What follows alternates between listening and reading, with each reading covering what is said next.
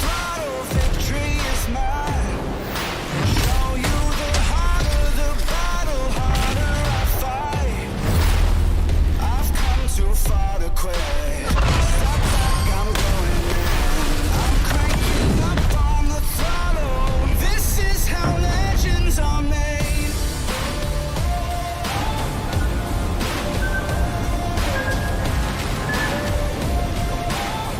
This is how legends are made.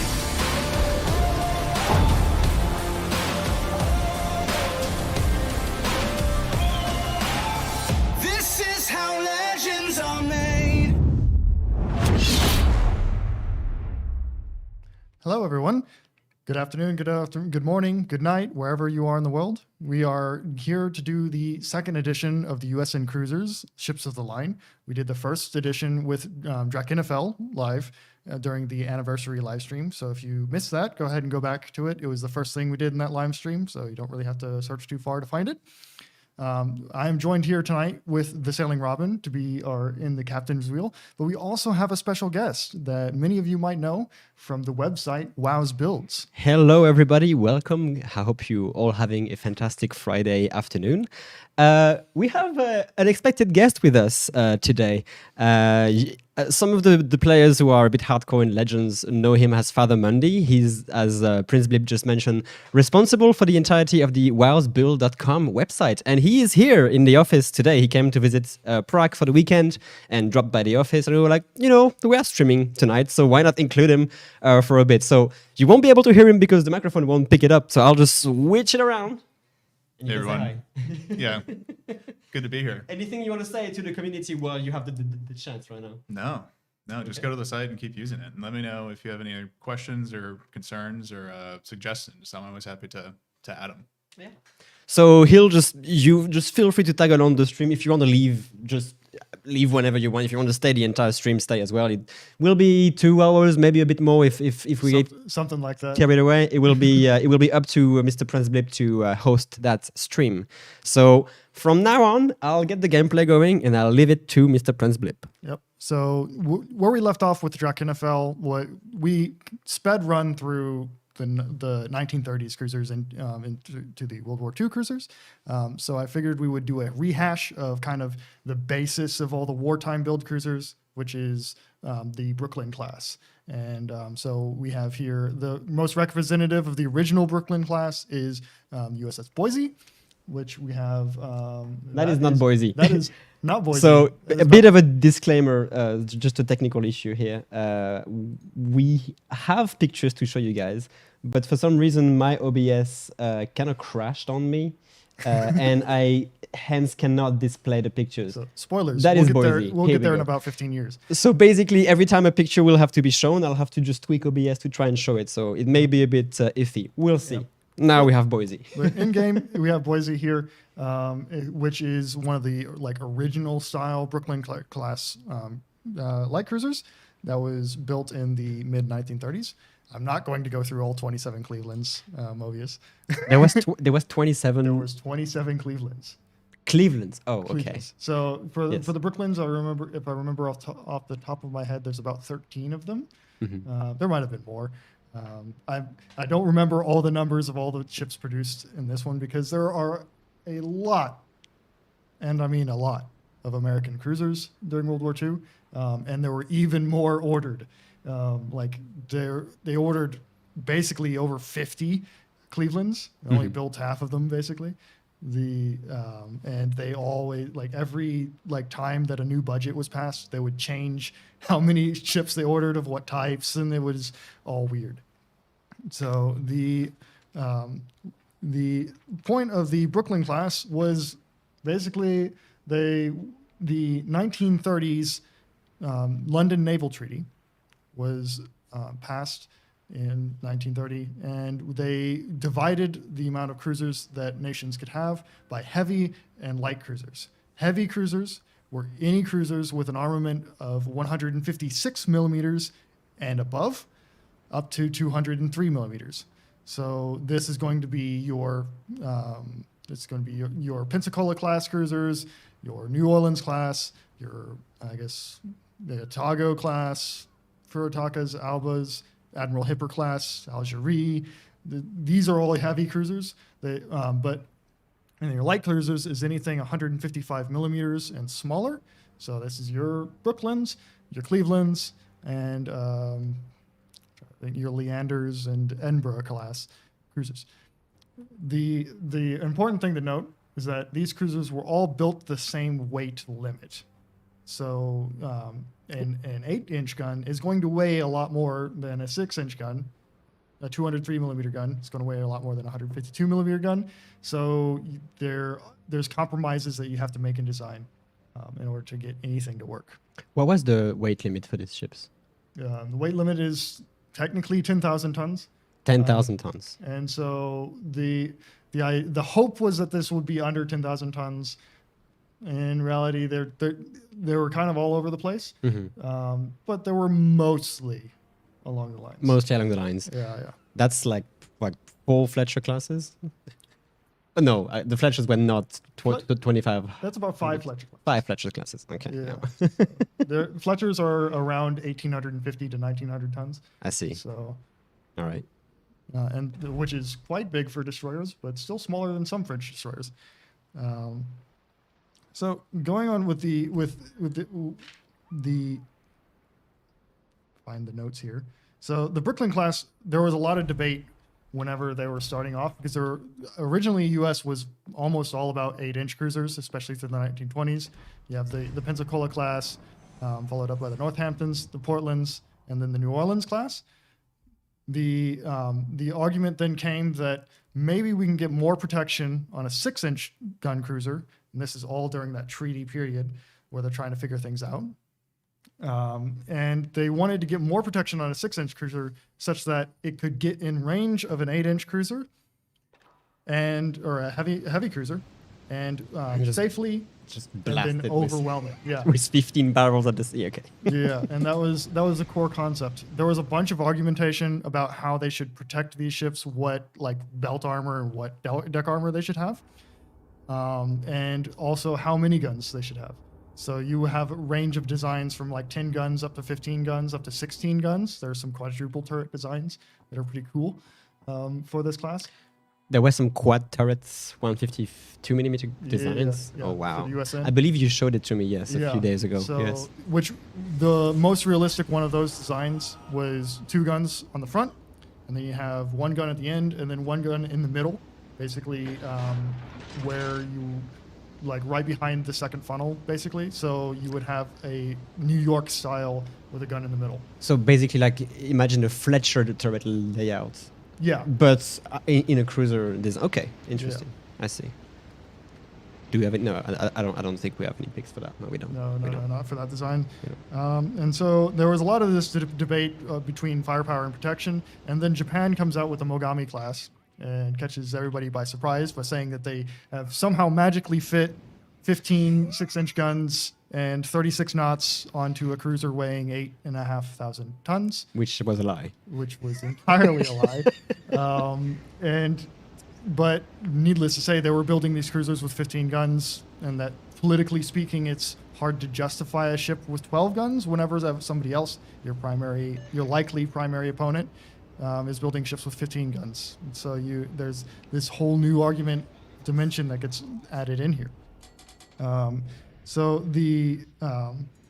And as well, the experience from the Omaha class, which we covered in the last live stream, was that if you have 6-inch guns in a turret, you cannot load them quickly, was the experience at the time. So they have this whole design stuff going on here where you have a new form of quick-firing 6-inch gun in a turret that actually works.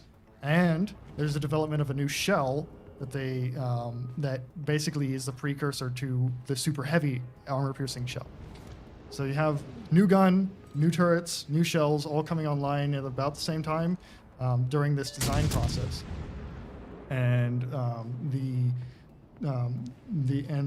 you have to armor yourself against what you know your technology is. So they're armored against super heavy armor-piercing shells and not what the opponent is actually going to be using, just because that's your basis of comparison.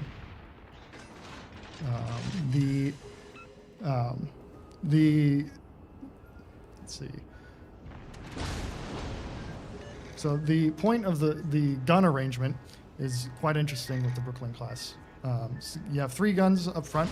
You have your A turret, your B turret firing forward, with your C turret firing backwards.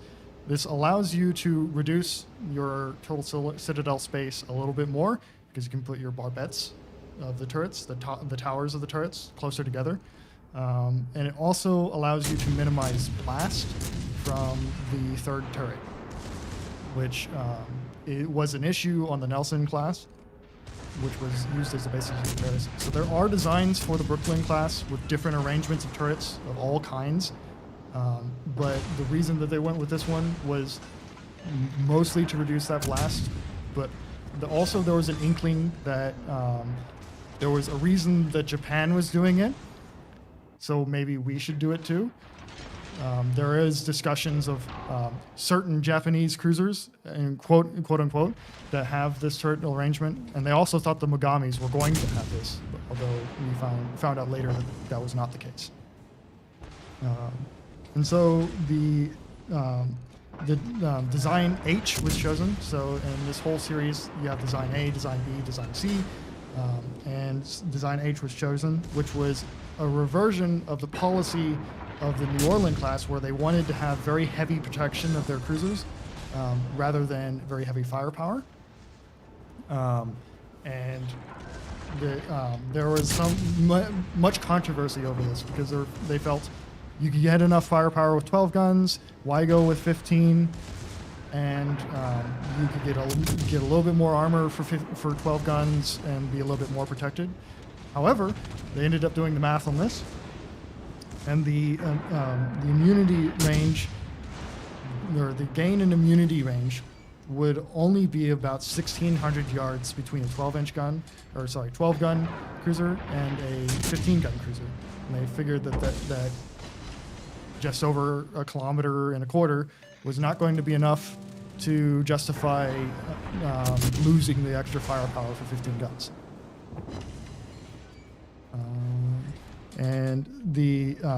And another interesting thing was that the USN was not, at this time, armoring their ships against targets at 90 degrees, which would be perpendicular to the target. They were armoring them against 60 degrees shots, which is also the ricochet angle in the warships. And the reasoning is that essentially, if you are fighting an enemy at 60 degrees, they're not going to have as good of a target angle on you, and your armor will be working more. This also comes to impact later designs because they find that if a shell penetrates you at 60 degrees, there's a decent likelihood that it's going to go through your bulkheads of your ship lengthwise and end up in a magazine, which is not a good time for anybody. And so later designs get influenced by this, especially the Alaskas.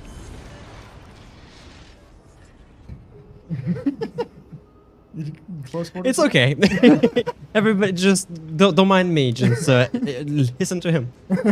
And so the problem with these cruisers at this time, all of these 10,000-ton treaty cruisers are considered tight designs, which means that they're packed to the limit, and which means that whenever you come into World War II, we're seeing much greater need for anti-aircraft firepower.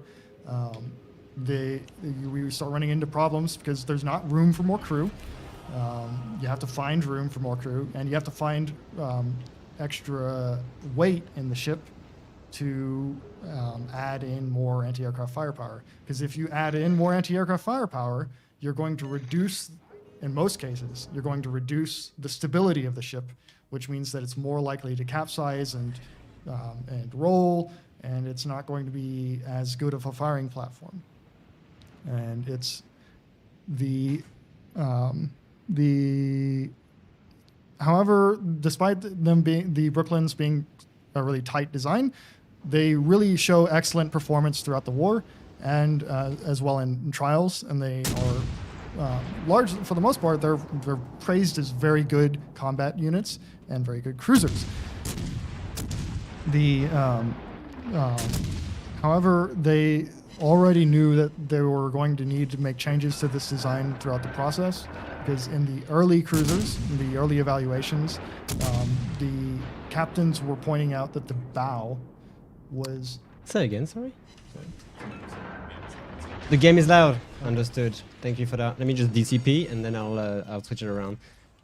Settings. My bad. Yeah, I should have actually asked for a sound check. Yes.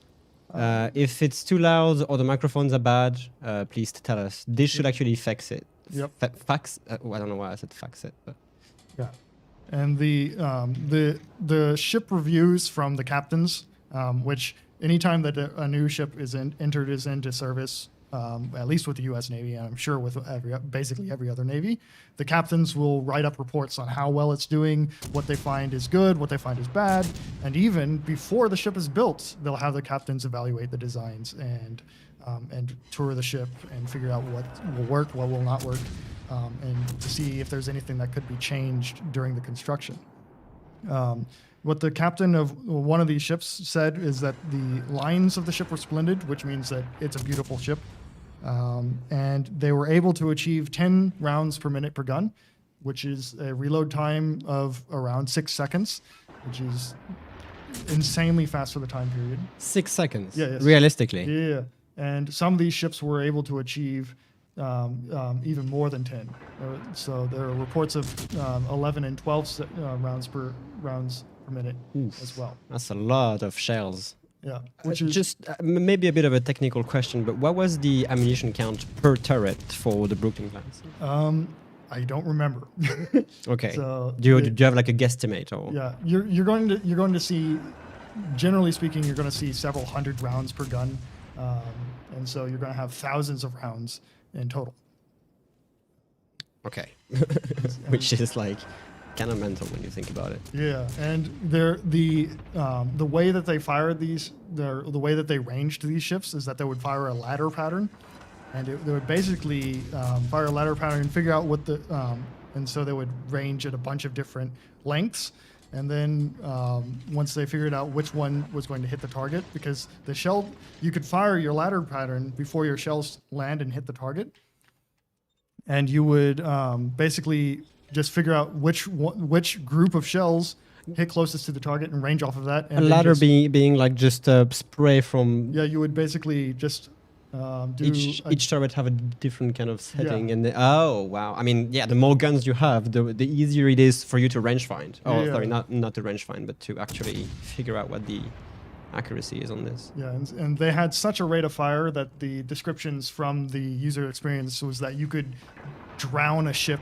in water, basically, because you would just have so many shells going on target that the plumes would basically cover up the ship that you were shooting at almost continuously. There are pictures from bombardments of USS Boise, as well as I think it was USS St. Louis, where it's just a stream of tracers. Some of them are 6-inch guns, some of them are 40 millimeters, some of them are 5-inch guns, and it's just a hail of fire coming from these ships. And that was like sort of their like ethos, their battle like prowess was that they could just pump out shell after shell after shell and just keep going. Wasn't it at Guadalcanal where one of the DD got one of the Japanese destroyer that engaged at least the cruiser fleet was just ruined in minutes or seconds by a Brooklyn class cruiser? We just unleashed an entire broadside of 5-inch, 6-inch guns, and just literally transform it into a grate. That happens multiple times at Guadalcanal, and a lot of those cases are credited to the USS Helena, which we have in game, and I'll get to her in a little bit because there is a little bit of difference with Helena. But also that also happens with an Atlanta class cruiser, who's next on the list. And so these are generally very well liked in service. they have one critical weakness that starts showing up in this class more, although the New Orleans class is kind of known for it a little bit more, is that the bows, Let's be quick on the that. sacrifices in structure that they made to the bows in order to keep these ships under the weight limit meant that they had a very weak bow, very vulnerable bow. And you see several cases where you have crushed bows, you have bows falling off, and I think there's a picture for that. there is a picture for that. Let me try. Honolulu. number 4. Honolulu, because there's multiple, I think. Okay, so if I go to studio mode, picture collection, please don't crash OBS. Honolulu, July 1943. Yep. Correct. And so you see here Honolulu. This is after, I think, the Battle of Cape Esperance, I want to say. Yeah, the entire bow is gone. Yeah. And it's crushed in and warped underneath it. One of the ships, I think it was the USS Savannah, if I remember right, was in harbor and had its anchor chain almost. A storm came in and it was anchored in harbor, and the anchor chain almost cut the bow off, and they had to fix that. There was a lot of bow weakness and bow problems in U.S. cruisers from the New Orleans class onward into the 1940s. Was it due to poor materials, poor design, or just reckless maneuvers? No, it's all combined. It's a mixture of powerful Japanese torpedoes, not poor design, but just really lightweight design, because they wanted to cut as much as they could from the non-essential areas of the ship. And the bow was one of those areas that they just ended up cutting a little bit too much structure out of. Medicine Coyote, he was a very interesting Friday evening comment. Yes, indeed, it does. It does look a little like it needs a little help. And so these are, and this was noted as early as the initial trials that there were the captains of these ships suspected that the bow needed to be strengthened, because in storms you can see how ships will react to different stresses very easily. And the one thing that they found was that the ships performed very well overall. There's not really much water slamming against the ship. However, they found that the bows were flexing and were worryingly stressed during storms, and pointed that out as a problem fairly early. You do have the instant weight of a barbette, literally a quarter in the ship. Yep. From the bow, so... Yeah, and there is also these ships took in a fair bit of damage. So the U.S. Navy lost 3 light cruisers during World War II. One of them was USS Helena, and it was the only. And then the other 2 was USS Juno and USS Atlanta from the Atlanta class, they found that these ships could take quite a bit of a beating. USS Boise took a diving shell hit from a Japanese 8-inch 203 millimeter gun that landed in her magazines in the bow and set on fire / detonated her forward magazines, but she survived and served for the rest of the war. Another case of a bow blown off, I suppose, at this point. It wasn't a bow blown off, actually. There are pictures of her sailing home, and she looks surprisingly intact. For a magazine detonation, yes, okay. You're only detonating 6-inch shells, and you're not detonating a battleship, so it's not as drastic, but it's still a significant emotional event. I can imagine. With heavy loss of life. But the ship managed to survive.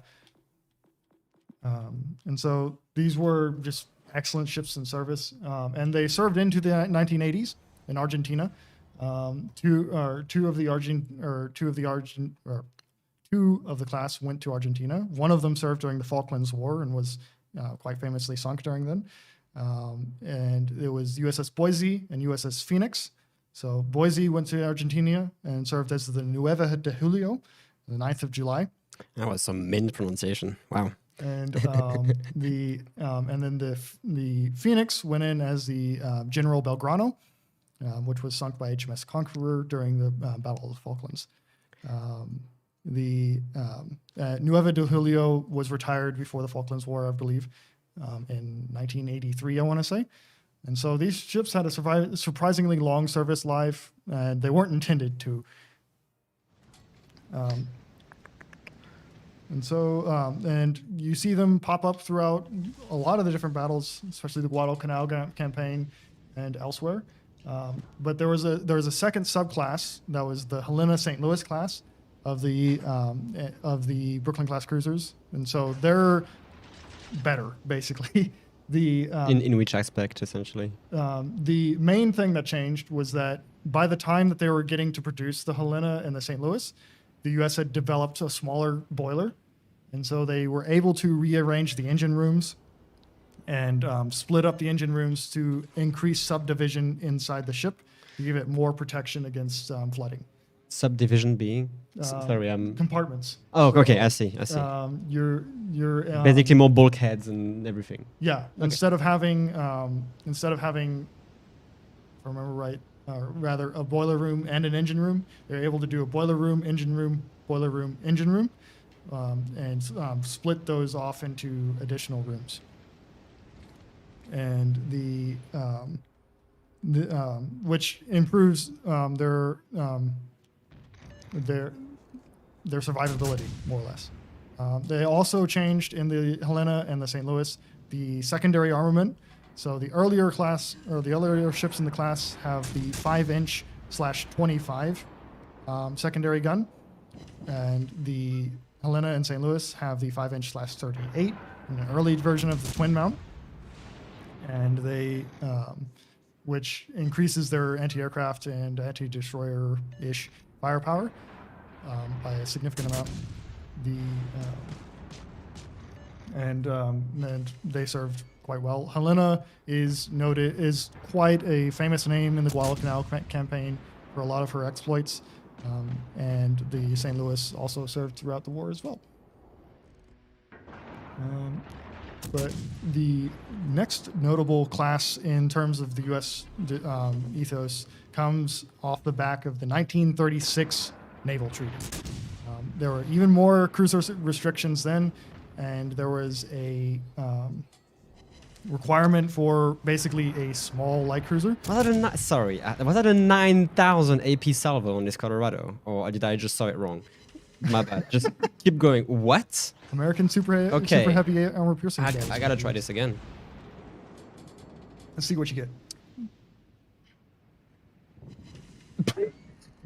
Excuse me? Okay, just don't mind me. It's all right. I'm just 10K in Colorado. That's it's a lot fine. of damage. Let me just finish this Dallas real quick. Keep going, Lane. Sorry, don't let me interrupt. I'm having a ball here anyway, so. And so How about the it? 1936 treaty comes out, and they need to make designs for smaller cruisers. And the U.S. Navy starts experimenting with a lot of different gun layouts. They have some estimates for some dual-purpose 6-inch guns that they were wanting to get going, but weren't going to be ready yet. And they also have a bunch of interest in the British development of the Dido class cruisers, which were kind of rumored in the U.S. but not quite known about much. And so there's a ton of discussion and ton of deliberation in the Atlanta class throughout its design history, and I'm almost sure to mess something up here, but the gist of it was originally they wanted to have a 6-inch cruiser, but with a heavy secondary battery. So you're looking at a bunch of designs with 8 to 10 guns in twin turrets, and there's a bunch of different designs as well. There's some with 6-inch dual-purpose turrets. They bring forward to President Roosevelt, and he says, no, why would we make an 8 or 10 gun cruiser whenever we're making 15 gun cruisers? It doesn't make any sense to me, even though that you have the dual purpose advantage with these. And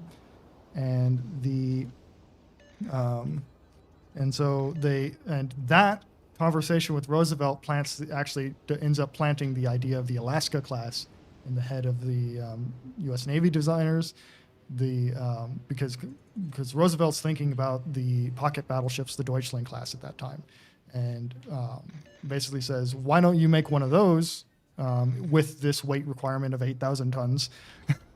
And so the designers made a couple designs with like with 4 12-inch guns and like 3 inches of armor, so 76 millimeters of armor.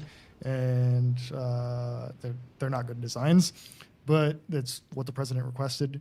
But those are shelved and put to a side and ignored. And they plant the idea, but they are not used as a reference in the future. And so this Atlanta class discussion keeps going around. Nobody's quite sure of what the actual purpose of these ships would be, because they're not destroyer flotilla leaders, because they don't have flagship capabilities in their design. They're not laid out for it. They don't have the space for it. They're definitely not light cruisers, because they're quite small for that and don't have the gun power to stand up in the line. And they're not really anti-aircraft cruisers yet, because there's not quite the ability to coordinate that yet.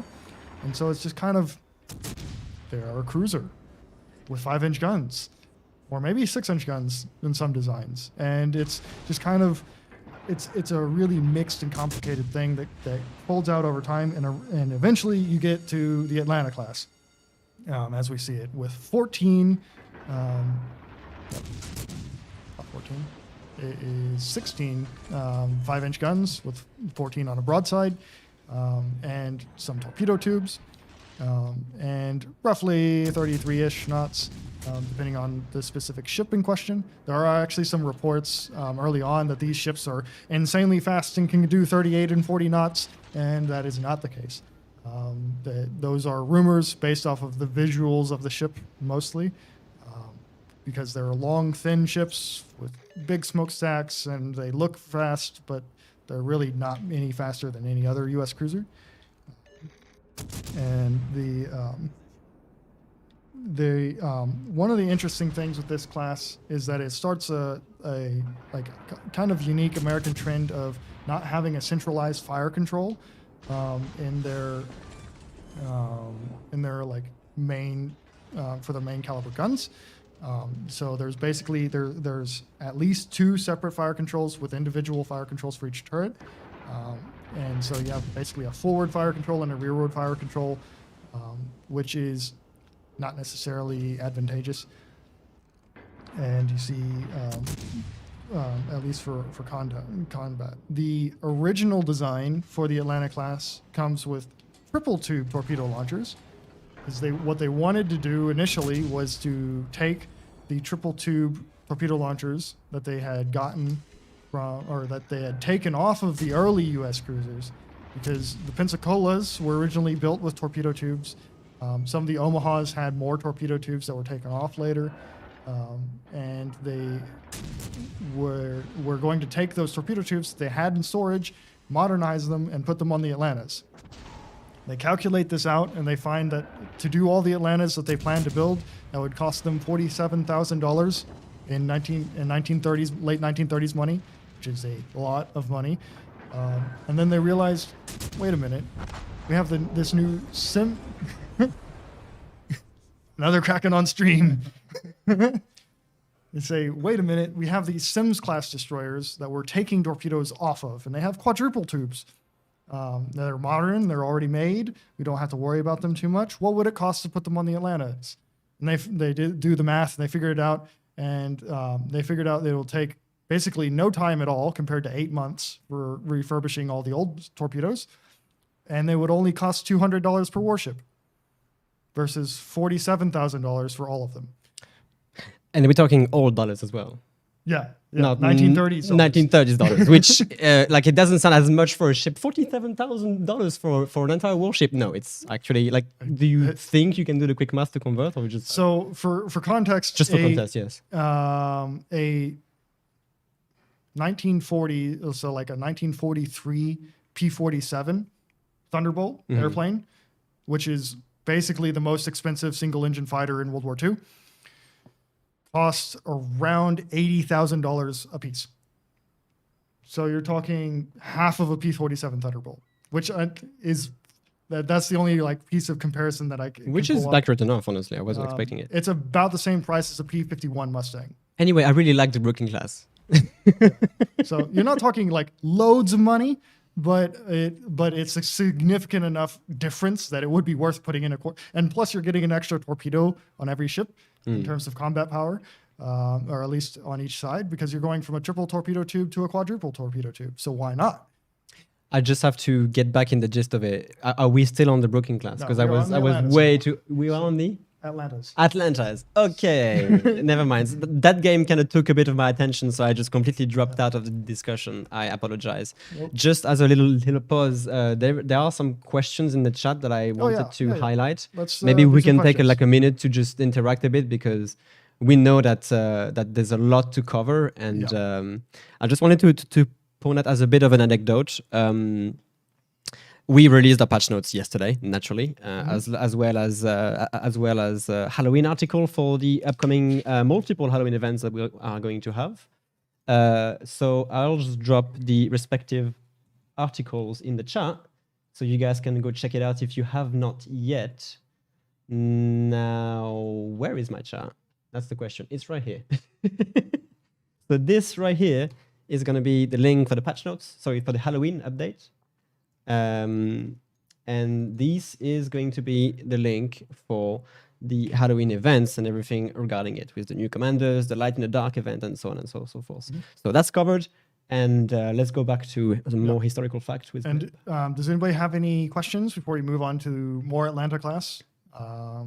So let's try and stick to more historical questions if we can, though. Yes, that's the goal of the stream in the end. So. Well, I have a question. Sure. What was the practical application of being able to shoot 10 rounds a minute per gun? Like, was it the ship to ship combat? Like, what was, so? Why did it I need to mean, be so fast? For any ship, you want to maximize your rate of fire, just because you're putting out more rounds downrange. Whenever you're ranging at a target, your rate of fire does not matter, and for battleships, really, your rate of fire doesn't matter.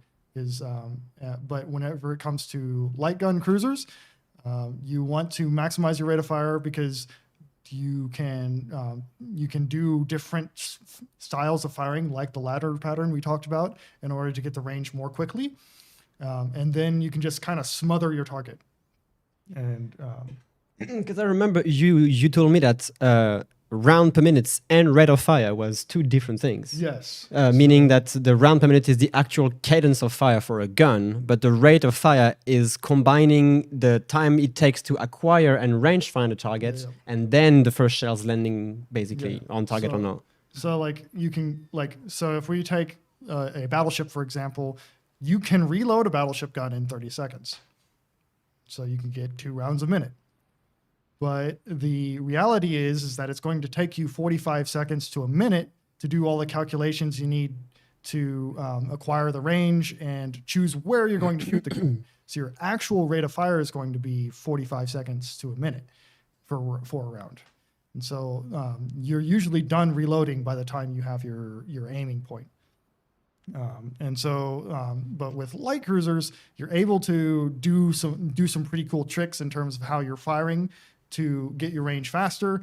Basically, at the time, so you can fire a ladder pattern. Sometimes you can get 2 ladder patterns out and figure out which one's closest to your target, and then you can do all your calculations based off that and just keep shooting. Lays all the guns on target and then the real round per minute starts. Yeah. Could you talk about Helena's in-game gun upgrades?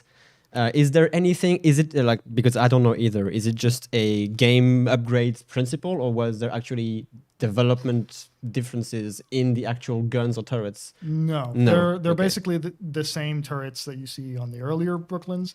It's just a gameplay thing. Okay. A second question. I'm going to read the question and you'll answer if you want. Is there more ships of the Atlanta class? I mean, yes. Yes. Definitely. If I remember right, I'll just pull it up here on Wikipedia.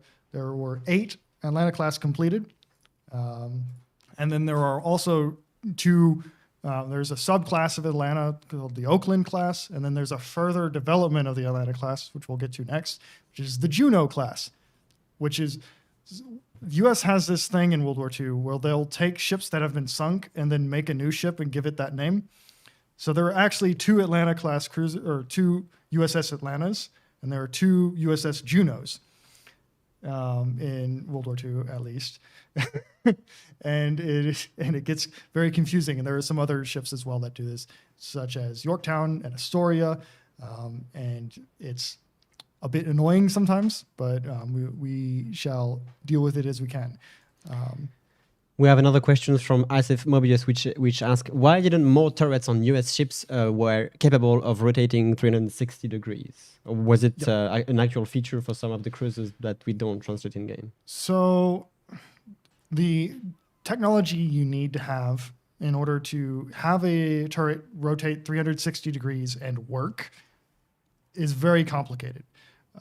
It is far easier for a ship designer to do plus 150 and minus 150 degrees, or something similar to this, than it is for them to do a full 360 degrees, because your magazine, your shell, where your shells and your powder storage is, that doesn't move.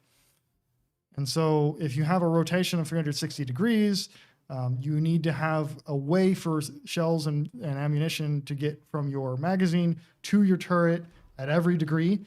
And that is a design challenge that is difficult to get around and isn't really worth the weight that it brings to the table. So most cruisers that you would think could get a 360 degree turret on, they don't do it because it's extra weight that isn't seen as necessary. Also, just to clear the air, no, we do not have Twitch drop on this Twitch channel. This is something Legends does not have, unfortunately. So I apologize for that. Yep. And I don't see any more questions for now. So Okay. let's get going. Yeah. And by the way, thank you guys for the nice comments regarding this Kraken. I appreciate it. And I appreciate it. To get to one question I see here, Wichita's design important for the Baltimore class? Yes. And we will get to it. What was the question? Okay. Yeah. Was Wichita important in the Baltimores? I Yes. see. And I'll get into that a little bit more whenever we get there. And so the Atlanta class comes around. They have these concerns. They swap the triple tubes for the quadruple tubes. And they find out, and when the war begins, that they need more anti-aircraft firepower. They also find out that the guns that they had gone with for their medium caliber anti-aircraft, the 1.1 inch or 28 millimeter quadruple machine gun, also known as the Chicago Piano, was a terrible gun in service. The Chicago Piano. Yeah, Chicago Piano, as opposed to the Chicago Typewriter, which is an entirely different Which gun. is an entirely different thing. Okay. The Chicago Piano is also another gun. It's a quadruple machine gun. You can see it on a few of the ships in game, especially the earlier ones, but I can't think of any offhand. The answer, Vegeta, on how many shells the Atlantas carry is a lot, thousands, and it's several thousands. But they find out that they need to change out these anti-aircraft guns for heavier anti-aircraft guns. And they need more of them. And so the Atlanta class cruisers start losing things in order to not capsize. I see. So you see them start losing their wing gun turrets, especially in the Oakland subclass, which is represented in the game by USS Flint. You see them lose their torpedo tubes. So like USS San Juan, there's a pretty famous photo of her without torpedo tubes. And they start reorganizing these ships in order to have the extra weight needed and stability needed in order to have anti-aircraft firepower. Because like the AA guns were weighing a lot. Like it was not like, you also need to take into account all the ammunition for it, extra crew potentially. Yeah, you need an ammunition room, or stowage. You need a clipping room, because with Bofors you have stripper clips of 4 40 millimeter shells, and so you need a room full of guys that are just putting shells in these stripper clips. So you need a room for that. You need to have the mount to hold the guns, So a twin Bofors 40 millimeter Bofors mount is actually quite light, but a quadruple 40 millimeter Bofors mount is actually very heavy. It's basically the same size as a 5-inch twin gun mount. And so you have all these considerations coming up for these ships, and so you're making compromises everywhere because these ships just don't have the weight and can't take it, and it's kind of a problem. They serve pretty well in service. They find out very quickly in the Guadalcanal campaign the Atlanta-class cruisers should not be anywhere near a surface gunfight. They lose USS Atlanta and USS Juno during basically the first couple battles second couple battles in the Guadalcanal campaign, and they while they do actually get some success against some destroyers in those campaigns, with the USS Atlanta basically blapping the IJN's Akatsuki. They find You mean blipping? Sorry. No, blapping. It was kind of horrendous. And they lose 2 of the 3 light cruisers that they lose in the entire war are Atlantas. They kind of take that to heart. As well, quite famously, if you remember from Saving Private Ryan, the Sullivans brothers, which were 5 brothers from the same family, were aboard USS Juno. And they were all killed when USS Juno went down. Oh. So the Sullivans, there is a destroyer now called the USS The Sullivans, but also there is a whole change in military policy in the U.S. Army that you can't have brothers serving together, and so the whole plot of Saving Private Ryan is based on the brothers that were killed when USS Juno sunk. That's interesting. And they actually mention it in one of the rooms where General Marshall is talking. They're like, "Oh, we can't have this happen again. It would be a PR disaster." So. Oh, right. Yes. Okay, that's a good link actually. And so they're like, the U.S. Navy and the U.S. military takes it to heart that these ships should not really be in a battle if you can help it. I see. But they do find that they're very good at anti-aircraft work, so that's what they stick them to carriers, which aren't supposed to be anywhere near a battle anyway, and so and that's kind of where they serve most of the rest of war doing. Although they do get into some engagements from time to time. But they redesign the ships a little bit and make the Juno class. So they lose the Atlanta class cruiser Juno, and then decide to make a new class called the Juno class, which doesn't get confusing at all. So you have Juno 1 and Juno 2, and basically what they do is they lower the whole profile of the ship. So one of the things that affects stability in warships is the weight, with the location of weight in the ship. The higher you have heavier things in the ship, the less stability you're going to have. So if you can bring everything down lower, it will give you more stability. The Juno you're looking for is... Is another Juno you're looking for? Yeah, Moving on. So you have 4 pictures of Juno. You want the second one. The second one, 1952. Yep. Okay. And so you can see here that basically all the turrets are lower in the ship. Let me actually go full screen here. It will be easier for us to see. Turret number 2 and turret number 5 have been brought down basically to the main deck level. They are a little bit higher than the front turret 1 and turret 6. Oh, I see it now. But they cannot fire basically flat. They can only fire at 12 degrees and above, across the bow at least. And they even brought the 3rd turrets down basically an entire deck. So. And then put an AA gun on top. Yeah. So turrets 3 and turrets 4 are basically at the same height level as turrets 2 and turrets 5 would be on a line. Just like a Worcester, for example. Yes. For people to wait. Okay. Kind of where they get that sort of layout from. Okay, I see. And they also bring down the height of the superstructure and clean up the lines so that you can get better firing angles on all the AA guns. And they homogenize more on the 40 millimeter gun in this class. And it's just an overall profile setup. But in World of Warships, there is not currently any representation of this class. No. Oh wow. Okay. We shall see. Bit of a boring game, so I may just actually just go back to port because they're just gonna. Yeah. I don't want to be chasing with an Atlanta. Yeah. And around this time, they're also bringing up. So when they're building the Juno class, this is already in the 1942. So by this time, the Montana class battleships have been canceled, but they've built secondary guns for them. And so they take. So they don't. Oh. But they have these secondary guns, and they're basically talking. There's discussions like, how are we going to use these things? It's a completely unique gun mount. No other ships in the Navy is going to use them or use them, and there's no ammunition train set up for them. There's nothing. There's just no infrastructure, and we have these guns. What are we going to do? So they come up with some designs using these guns. And there's basically a 10-gun design, there's a 6-gun design, and there's some smaller designs as well.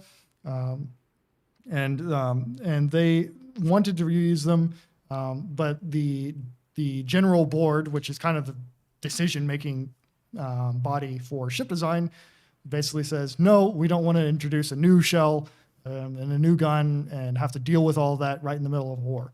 So they put that on the back burner.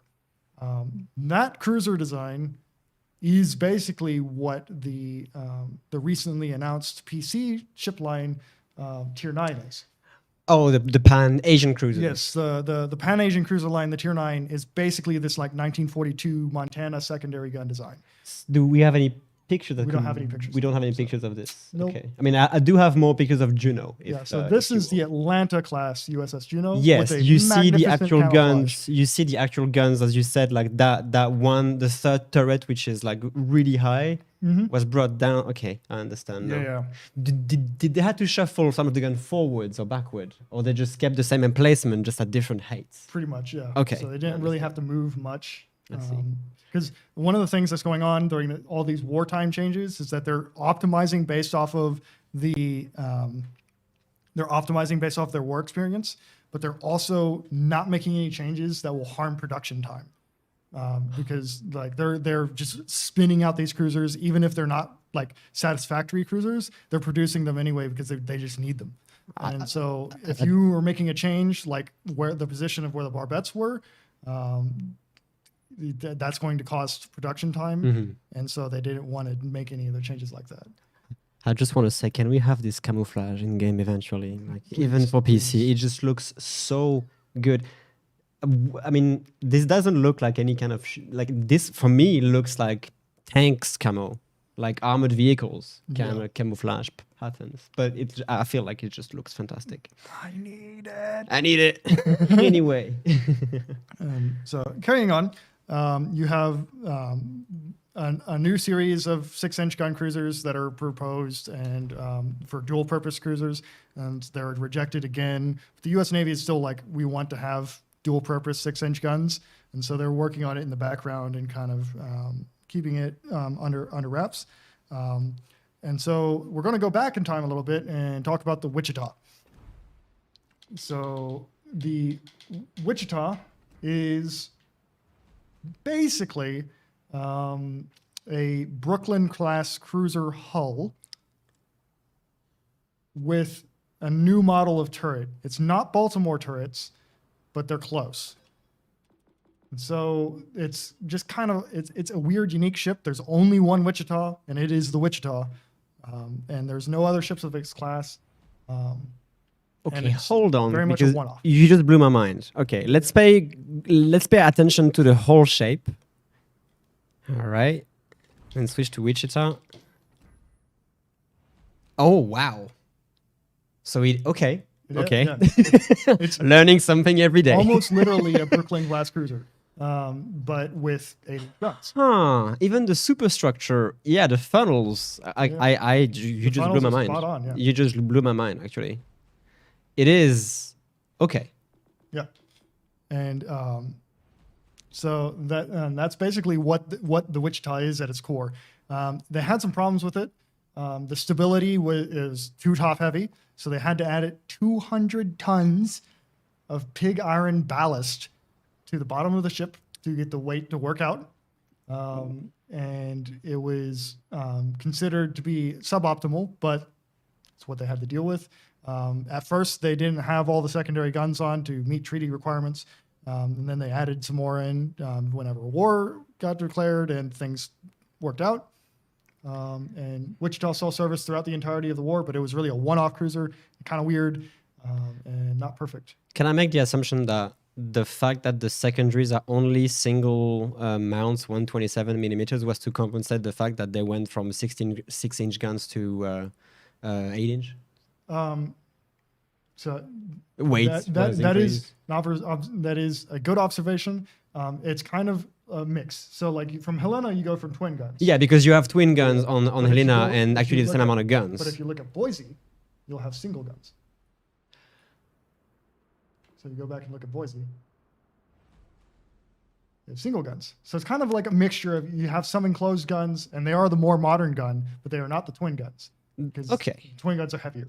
Right, I see. But it's actually almost the same amount of gun, just in different mounts. My bad. Yeah. Okay, so Wichita was heavier than Brooklyn class cruisers by far. Then in that case, okay. She's about 1,000 tons, or even 2,000 tons heavier, depending on the year and stuff. And of course, they wanted to add more anti-aircraft to it over time and stuff like that. So they have to like finagle a bunch of things, get rid of some stuff, change positions of things in order to actually like not capsize the ship in rough weather and things like this. It wasn't super satisfactory, but one of the things that they do learn from building this class is basically what the form factor of their full-size 8-inch gun should be. So they learn that they want to have, they do tests with the Portland class cruisers. So yeah, that Portland and Indianapolis, which are their own class. And they do tests with them to figure out how to minimize dispersion of gun shells. And they find that if you shoot the outside guns and followed by the middle gun, sorry, I punched the microphone. But if you shoot the outside guns and then shoot the middle gun, you can reduce your dispersion by about 35%. Why is that? Basically less blast and interference between the shells.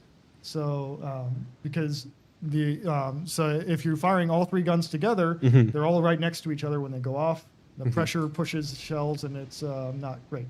Oh, you mean per turrets? Yeah. Oh, within a single turret, fire the guns at different rate. Okay, Yeah, I and understand. so they learn that with the Portland class that it'll work better like that. And so then they take the distance of the two outside guns on the Portland class and basically say, that's the basis of our next cruiser turret. We want to have all of our guns the same distance as the two outermost guns on the Portland class, which I think works out to 90 inches. It's a long way.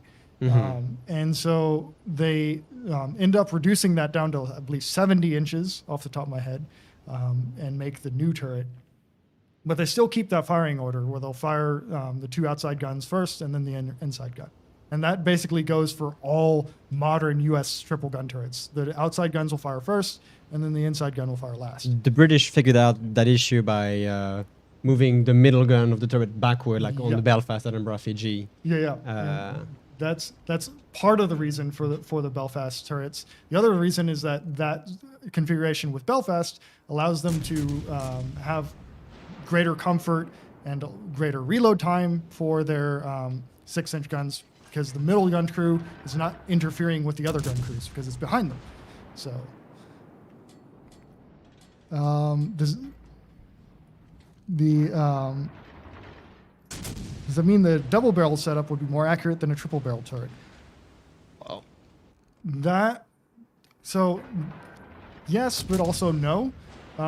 It basically means that you have more requirements on a triple turret to get it to work better, and it's not uniform. So like an Italian twin turret is not going to be as accurate as a British twin turret or an American twin turret, because the Italian ones have the guns crammed right next to each other with no distance in between them. If you look on like the Gisano or the Montecuccoli, you'll see that, or the Zara even, you'll see that they're just right next to each other, and they had dispersion problems. What the twin gun allows you to do is provide more distance between your barrels than other turrets And if you choose to do that, then you will see more accuracy. And there are also certain distances that that are calculated and sometimes just coincidental, where you will get more accuracy from a twin gun, where the guns will harmonize with each other and will kind of work better, which is somewhat the case with the British 15-inch guns, which is one of the theorized contributing factors to their accuracy. So basically, Wichita was an experimentation, basically, to try to basically optimize these triple 8-inch turrets to the maximum and just test what was the most efficient way of firing them and everything. Okay. Yeah. And Mobius points out that there is video of Io-class battleships firing their guns in sequential order from 1, 2, 3, left to right. I suspect that is because they were still figuring out how. So when they bring the Iowas back into service, they basically have to relearn how to shoot the guns. And the first time that they bring them back in this, well, that's the first time. Second time they bring them back into service. So in the 80s, they have a combat mission and they fire at a shore bombardment target and they completely miss because they hadn't figured out how to fire the guns and they did it wrong. And so there's a bunch of like firing footage from the Iowas where they're doing different things with the guns and figuring it out. Eventually, they get to the point where they fire one gun, or basically 1, 3, 2, or 3, 1, 2, and there's actually a significant delay between those guns in later footage. So I suspect that's where you see that footage from. Let me see. And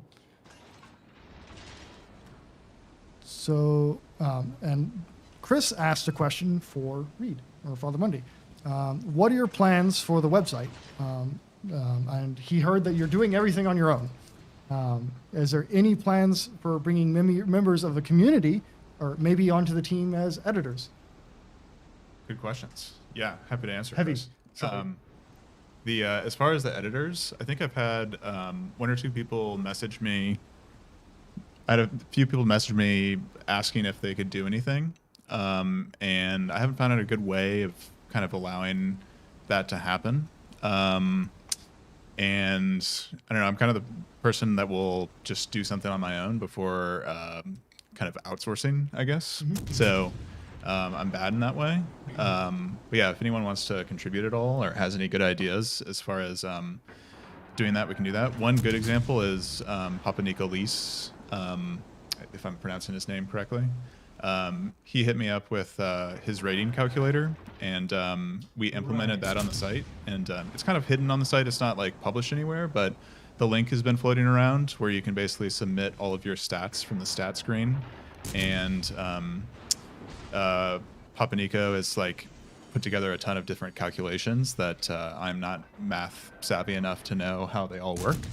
But it spits out basically a skill-based rating for based on your stats, which is pretty cool. So that's one way that's kind of a community member has been able to contribute. And then a few other people just hit me up with ideas. And so we've just kind of been working through those things and figuring out, basically, if you come to me with concepts, I can figure out how to get them on the site. Yep. And then as far as plans, sometime next week, hopefully, I have a bit more testing to do. But with that rating system, we are going to basically allow you to track your rating over time by uploading screenshots of your statistics tab.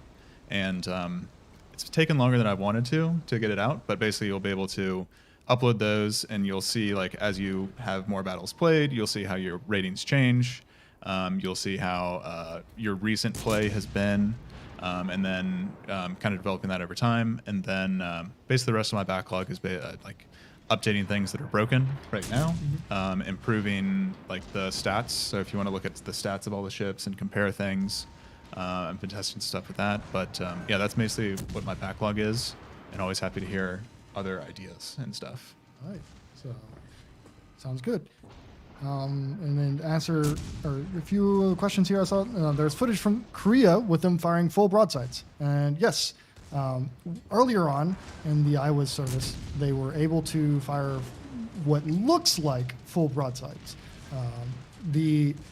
you're able to do basically delays that are in milliseconds and have the same results.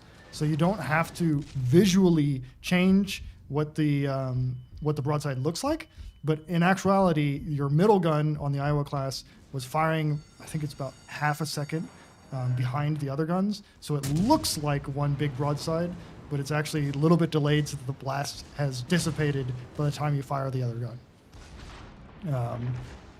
Which is basically what they were doing in World War II with most of the triple gun ships in the U.S. Navy. Somebody asked me how accurate the quadruple turrets in the King George class is. I don't know that answer offhand, and this is a USN Cruiser stream, so I haven't prepared for that sort of question, so I'm sorry. Moving along, we have, so we covered Wichita, and that's in the backlog. Wichita's around. There are problems with the ship, and so they're working on them, and we'll get back to them later. So going on for the Brooklyn class, we have the Cleveland class. And now we're talking. Which is arguably the most produced light cruiser in history, or even the most produced cruiser in history. I call them the Fletcher of cruisers. A little bit, yeah. They're the mass-produced. Yeah. Like also, the design was so good that they just went crazy with the amount of. It was good for production. Good for production. Okay. We'll get to service. Sorry, let me. Right. It was good, very good for production, and they were able to just spam these things. So I said that they're arguably the most produced cruiser of all time. The other contender for that is the British C-class cruisers. The reason why I do not think that they are the most produced class is because there are 4 or 5 different subclass of C-class cruisers. Like Edinburgh, Belfast. Are these a C? No. No. These are like Caledon. There's a bunch of different subclasses of C-class cruisers, and they all have very different performance characteristics. So I don't count them generally. I don't really think that they're one homogeneous class. So Cleveland is the most produced cruiser of all time, in my opinion. And they made 27 of them. They planned for even more. Didn't get to it. Some of them were converted to aircraft carriers, so like the Independence class aircraft carriers. But these see quite heavy service throughout. At their core, it's an improved Helena with one of the turrets taken off to save weight, because they wanted to build, your 10,000 ton ish light cruiser with even more modern systems and more anti-aircraft firepower.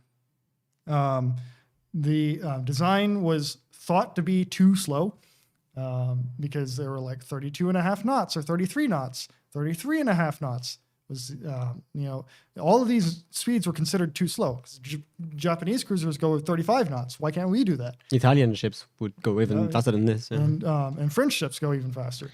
It's like all these different ships are going 35 knots and more. Why are we doing 33? And the answer to this is that we have to deal with longer ranges. We have to go across the Pacific or the Atlantic to do anything. Mm-hmm. So you have to have that range, which means that you have to make sacrifices elsewhere. There's also, we want to build reliable cruisers that will last quite a long time.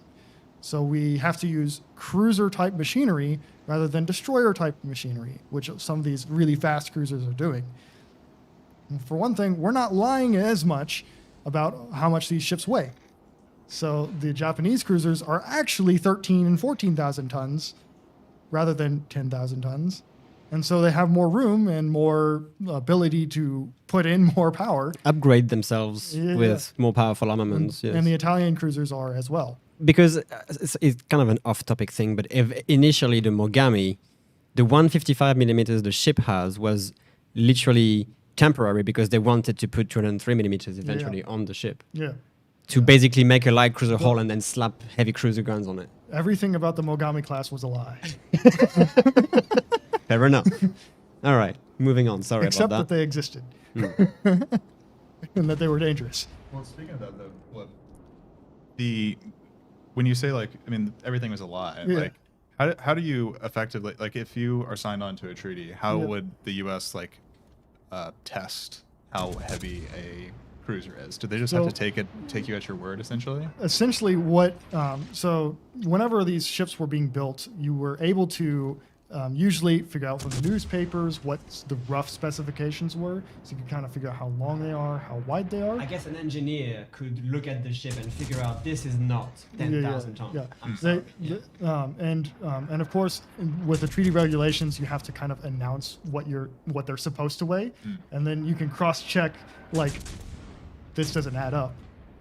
And there were other cases with one of the Italian cruisers got damaged and had to pull in at Gibraltar and get repaired, and so they were able to calculate the weight, the water displacement, and find out that's about 3,000 tons overweight.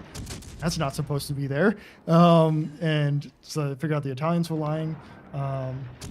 And as for enforcing the treaty rules, because that's another question. It's like, if all these people are the world distance apart, how do you enforce the rules? The reality is the people that want the treaty are the U.S. and Britain. Everybody else are just kind of like, we'll sign on to the treaty because it benefits us to be in the treaty, but we don't really want to be there. And basically, the reality is, if you get caught breaking the treaty, Britain and the U.S. are just going to build more bigger things than you can ever hope. Right. Like, because basically it's saying we're going to play on an even playing field in terms of our designs, and that benefits you because you can't outpace us. And that was sort of the enforcement idea.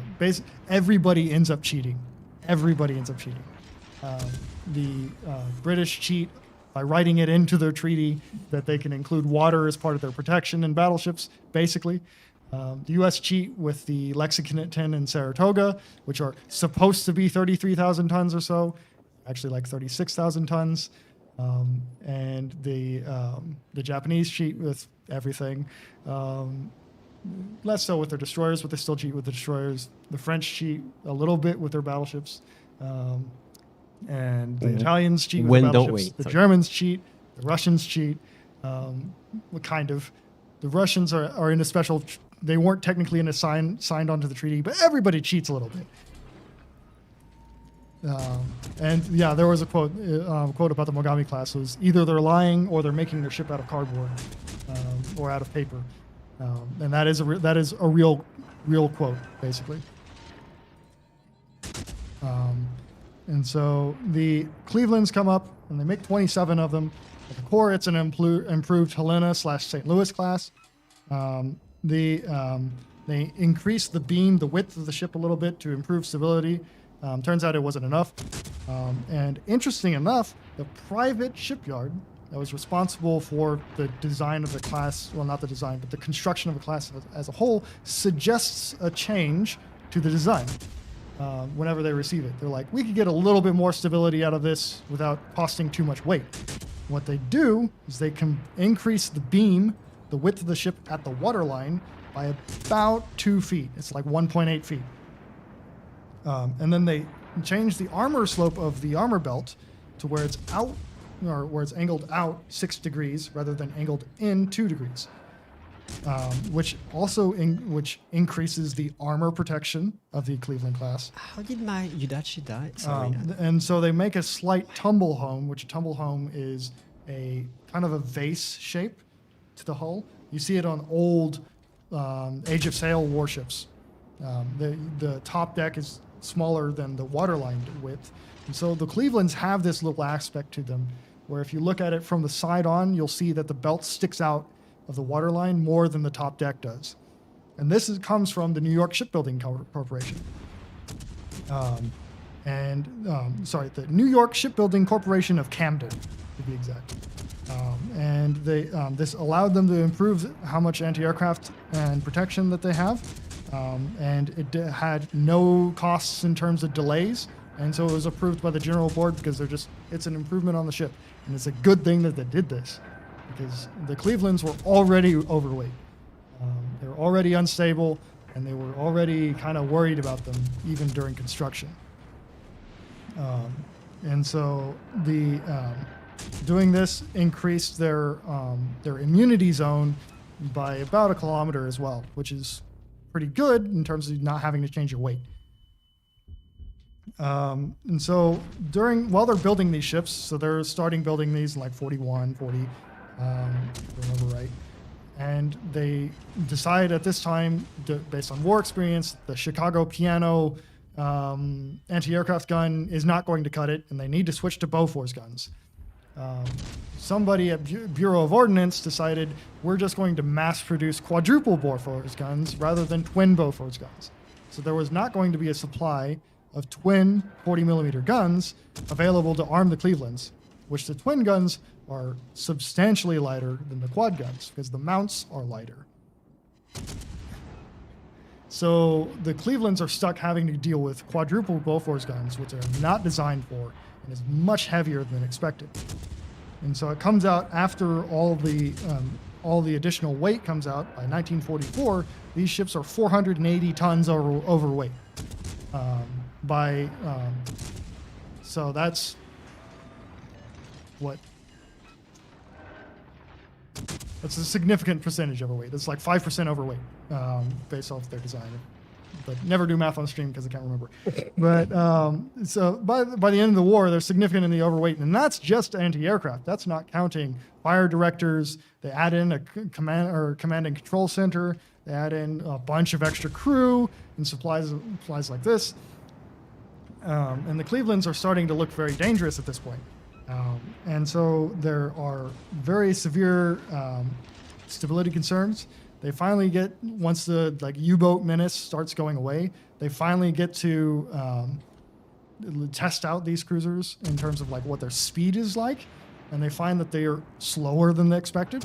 So they're doing 31.8 knots, 32 knots instead of 33 as designed, which was very disappointing. But they also find that the maneuverability of these ships are insane. They're very maneuverable to the point that they're as maneuverable as a destroyer, basically, was what they were telling. Keep in mind that U.S. destroyers aren't the most maneuverable, but being as maneuverable as a U.S. destroyer is still a good thing. And yes, there are stories about the Iowas and the Fletchers. They're mostly bogus because they are demonstrating turning speeds at different speeds, which is not fair. And so, and this basically comes up, you get a bunch of Cleveland-class cruisers, and they serve throughout the war, they do fine, but there's really concerns about them being overweight.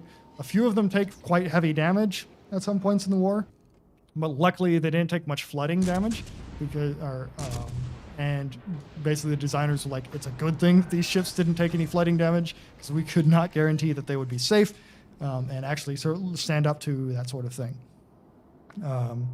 And but you see the Clevelands last a little bit beyond World War II, but they kind of go out of service quite quickly compared to other cruisers like the Baltimores in comparison, because they just don't have the weight. One of them still is in existence, the USS Little Rock. So go and visit them if you're in the area. I'm sure they'll patronage, but it's not a Cleveland as you would think of it anymore. It's a missile cruiser now.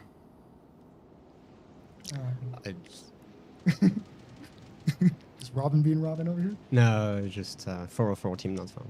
Oh, rip. Oh, Yes. rip. You are the last hope. I'm just gonna wait for this Bismarck to poke, basically. Roma will have an angle if I pick this. So, oh, hi. Hello. Nice bow you have here. It would be a shame if someone shoot it. Yeah. So I get freaking... so the Clevelands serve everywhere. They do everything, a little bit of everything, but they're a little bit problematic. But in terms of firepower, in terms of anti-aircraft ability, they're good ships. But the main Achilles heel is that being overweight, and it'd be due to the amount of anti-aircraft they need, and the design restrictions they have, so they're not stable to U.S. standards of stability. Hard game to play in a cruiser, battleships everywhere. I actually prefer when there's battleships because you can just farm them. But if you don't have a team, it doesn't happen either. More damage. More damage.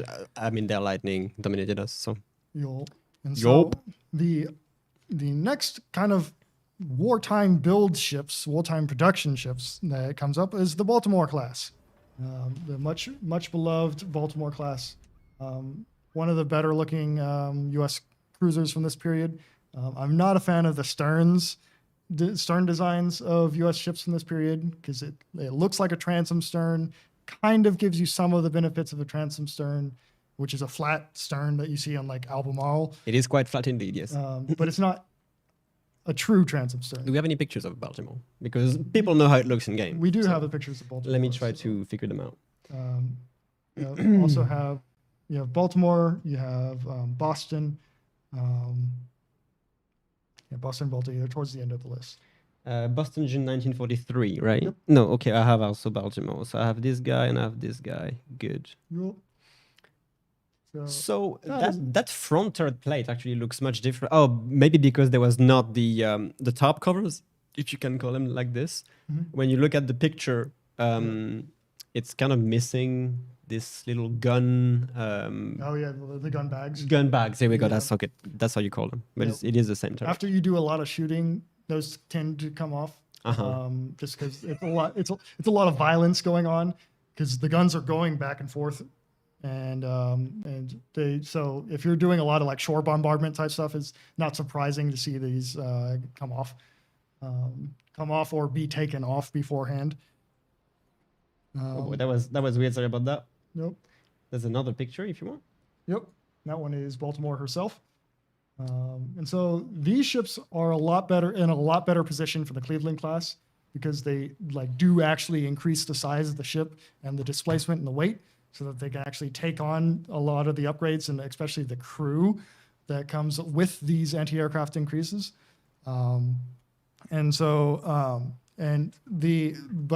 core of the design was we want to take the Wichita and take the 200 tons of ballast that we lost in Wichita and take that, add some more protection, make a better ship.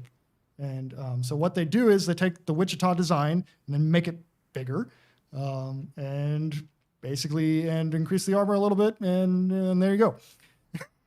That's Baltimore in a nutshell. In a nutshell, that's what it is. You also see massive increases to the secondary armament because now we have the twin guns. Yes, and actually... You have 6 of them. Yes. But with a broadside of 8. Yes. So because the front one and the rear one are center line, so they can fire both directions. Which kind of carries on to future designs as well, which you'll get to eventually. Yep. Do you have time to play a Baltimore game? Yeah. Okay, let's do it. And so so they want to fix the ballast overweight or ballast problems from Wichita. They want to improve the protection of the ship, and they want to, if possible, improve the rate of fire of the guns. So one of the things that the U.S. Navy had been experiencing throughout all their practices, and even in wartime, is that the rate of fire of their 8-inch guns, or 203 millimeter guns, was not high enough to justify the addition, or to justify themselves essentially, because you're going from 10 rounds a minute with the Brooklyn class down to like 3 or 4 with the New Orleans and with the Wichita. Okay. And really it's more like 2 to 3. This game's challenge is not load HE, just keep AP. That's it. Can I get this cruises game? Yeah, Coyote. I wish we could, but it's because I pressed the red button under my desk. That's why. Sorry. And so they wanted to increase the rate of fire, and so that idea is already in mind. Whenever they're developing this new class of cruiser, so they're starting thinking about this in like 1939ish, and they're basically, the only way that they can actually increase the rate of fire at this point in time, they know that they can't do an auto-loading turret and have it work at this point. So the only thing that they can realistically do is increase the rate of elevation and depression of the guns and increase the loading angle that the guns are capable of doing. So that means that you have to, you can change the elevation of the gun faster and load at a higher angle, so you have to move it less when you're reloading. And so it cuts out a couple seconds of traverse and elevation time needed to reload the guns, which is a small benefit in rate of fire, and you could get upwards of 4 rounds a minute in the Baltimores, but it wasn't a massive increase that they were hoping for. And so the B scheme was chosen for production, which was longer and had more secondaries. They also added additional fire rooms, which are just damage control areas of the ships. So at first they had 2 of them, and then they doubled that to 4, so that you can subdivide your damage control for specific areas a little bit more, improve your survivability. And they had the additional secondaries added on in order to increase the anti-aircraft and anti-destroyer-ish firepower. And so these were rushed for production and got on underway in 1940, and they make 14 of these ships, which is a lot for a heavy cruiser. I think it's even possibly the most for a heavy cruiser, or second most offhand. And these ships serve good for quite a long time. And so they make it into the 60s, if I remember right, in service. And some of them are converted into missile cruisers. And they have a pretty good service life. They're able to take on more of the anti-aircraft firepower, and they're able to take on the modifications throughout wartime. They have their command and control center, Combat Information Center, CIC, within the armored area of the hull. The Clevelands did not, which Combat Information Center is a technology that the U.S. comes up with during the war to improve their combat capabilities, and it's a very important location. And so they're able to put that into the armor for this ship. But it's not quite perfect, and they want to modify a little bit. However, I'm going to let Robin take the stream away for a little bit so that I can run to the bathroom. Sure. Because I really need to go. Let's do it. And he will show you some Baltimore gameplay from the Des Moines master himself. With back Russian actually rushing me. Trying for torpedoes as usual. AP, thank you. Of course you're gonna get my gun. That's unfortunate, but that was bound to happen a little bit. Hydro up in reverse.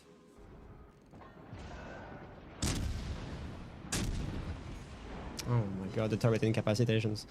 You got a command blip for talking that long and providing us so much insight on what's going on here. Cleveland, that's not how you do it. These guys are really rushing me, which is kind of funny. I kind of want my front gun back though. That would be very nice if I could.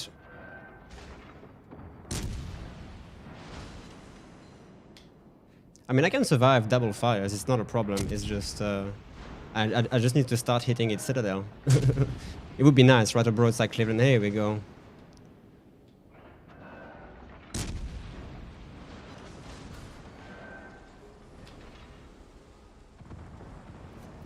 This guy really wants to kill me.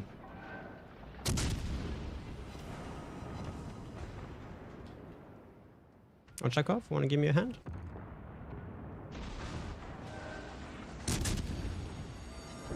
There we go. That was the angle I needed. Just enough angle.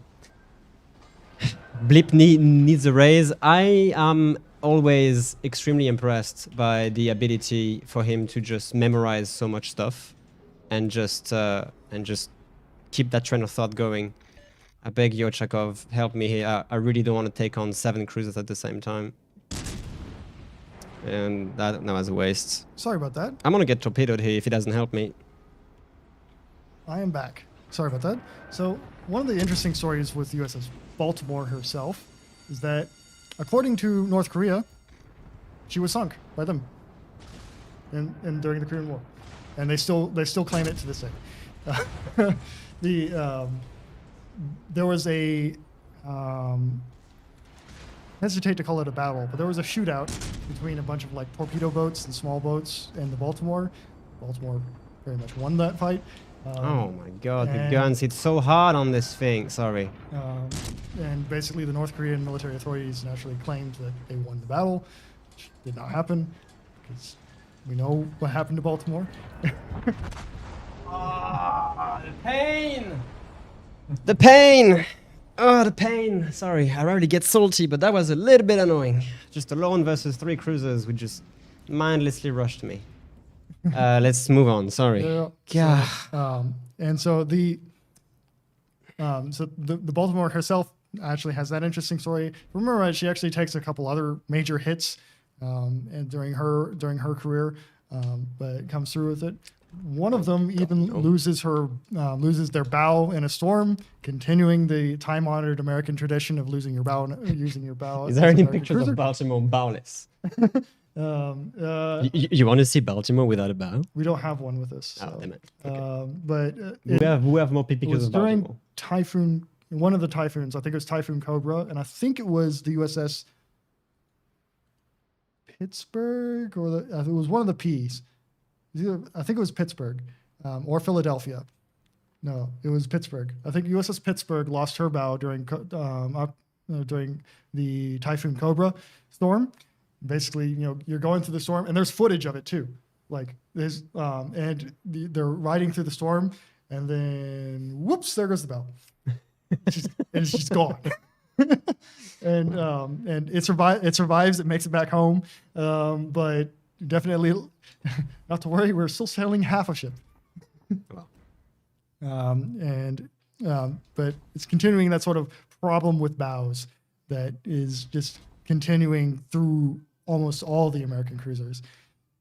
So what you're saying is that meme video, You won't hear it. They won't hear that meme video where or the old one where it's like the front fell off. Yeah. Like it literally, and the excuse was a wave hit it. Yeah. It's literally a wave hit it and the front fell off. Yeah. The Baltimore. Okay. Yeah, it was just, Let's say memes are never really unfounded. They always take inspiration from something. there's always a hint of truth in a meme, and sometimes it's a painful truth. I'm not having it. I'm having a second game with Baltimore. I'm not having that. Not at all. And The pain. hide The the pain, baguette. Harold. The baguettes. Yes, indeed. And so there is a modification of the Baltimore class that happens in 42-43 called the Oregon City class. And it is considered a new class of cruiser. And there are 3 of them built. And so we have a picture. There is a picture of Oregon City. There's a picture of Rochester as well. Rochester is number 4. So pictures of Oregon City. Can I find it? Oregon City. Yes, I can. There you are. So the main difference between a Baltimore and an Oregon City is that the The funnels. First of all. funnels Yes. have been trunked together into a single funnel.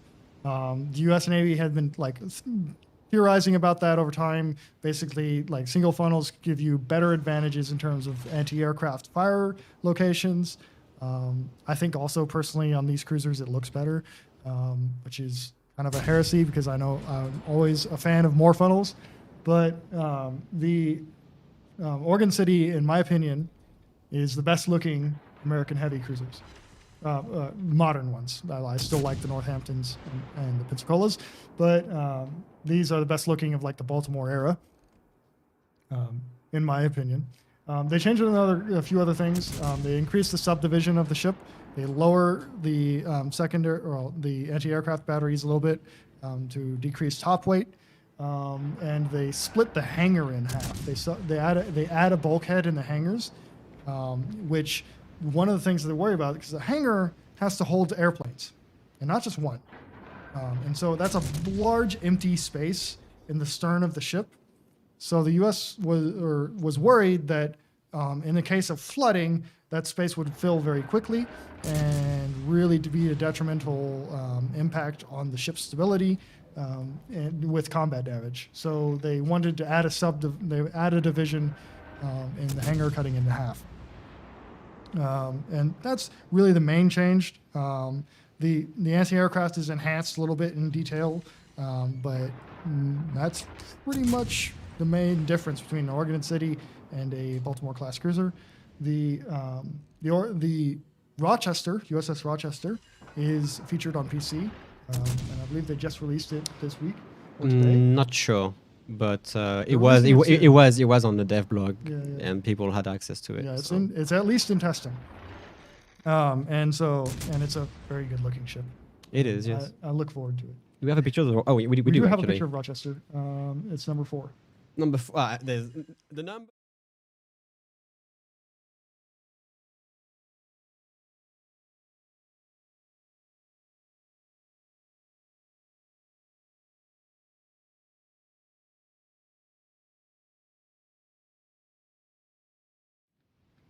Here we go.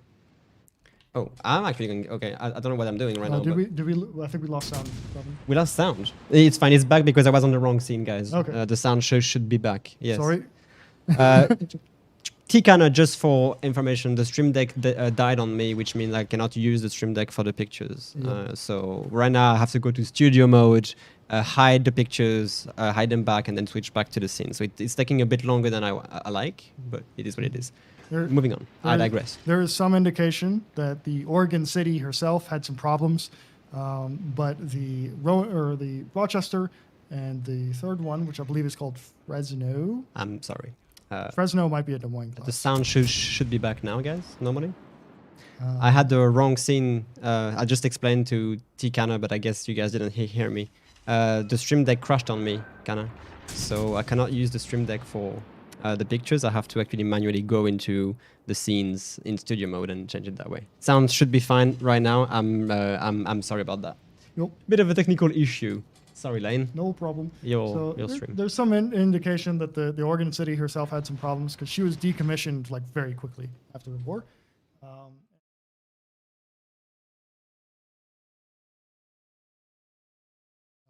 And so that's that. They also make this sort of modification to the Cleveland class called the Fargo class, and the Fargo class cruiser is a little bit more enhanced. Basically, what they do is they lower the armaments of all the guns. So they're basically all lowered by about a deck level. So the main gun turrets are lower, the secondary gun turrets are lower, the anti-aircraft mounts are all lowered, and then they also trunk the 2 funnels into a single funnel that looks very much like the Oregon City class. And they reduce the superstructure like they did with the Junos. And they make it lower to clear up line of sight for the various anti-aircraft mounts. And they also are able to move the Combat Information Center from outside the armor, where it was on the Clevelands, to inside the armor box to protect it a little bit more. So overall, the Fargo class is probably the best that the Cleveland cruisers ever got. And they're, but we don't have any models of them in the game yet. So we'll see about showing one off a little bit. Yeah, I think the scenes are a bit ruined right now with the Okay. pictures. I don't think I'm able to show the pictures anymore because it crashes the sound and OBS doesn't react well to it. So I'm Okay. I'm So we're going to gonna play it nix that safely for and now. then try not to ruin the stream for you guys. Yeah, but think of it as a Cleveland with 1 funnel, smaller superstructure, and everything's lower on the ship. And that's basically what a Fargo is. But the capabilities are basically the same. And so begins the trial and tribulations that are the Alaska class. Oh, Alaska class are a whole kettle of fish. I have chosen to put them into the cruiser stream because I believe that they are cruisers, and they are not battle cruisers. Basically every U.S. document that you can find, and every realistic discussion in the U.S. Navy that you can find of these things are calling them large cruisers, not battle cruisers. CB is just the next letter in the alphabet after CA. So that's the logical conclusion. We have did you large pen cruiser down? CP. And so it's not standing for cruiser battle, it's cruiser large. And you can't do CL because that's cruiser light. So you just go with CP. And so that's the USN perception of the cruiser. So that's what I'm going to go with for this live stream because it is a cruiser according to the USN. Otherwise, it would start with a B. Or it would be CC, like the Lexington and the Saratoga were supposed to be CC because they were battle cruisers, and that was the designation for that. But essentially the idea was they wanted a cruiser to counter the Graf Spee. That was like the whole core thing. As we mentioned with the Atlanta class development, there was a model of ship that was shown to Roosevelt. He requested it to be reworked with 12-inch guns, which kind of started the whole like idea process and kind of planted an idea in Admiral King's mind of we could have a 12-inch gun cruiser. There's no more treaty limitations. We could make a big cruiser, make a really big cruiser. And so like, and Admiral King is very much involved with this whole process. And essentially the whole idea of this is that they're wanting a ship that can counter the Graf Spee and basically fight off other cruisers, escort the aircraft carriers, be quite fast because they wanted 33 knots from these ships. They don't get 33 knots, just like with all the other cruisers, and utilize a new 12-inch gun that they're developing. So the whole Deutschland scare, the pocket battleship scare, is quite significant, at least in the U.S., because basically the U.S. has some history in the Navy of surface raiders, especially in the Confederate Navy, with CSS Alabama. So there's some ethos there that surface raiders might actually pose a threat. And then of course the famous German surface raiders from World War I kind of build into this ethos.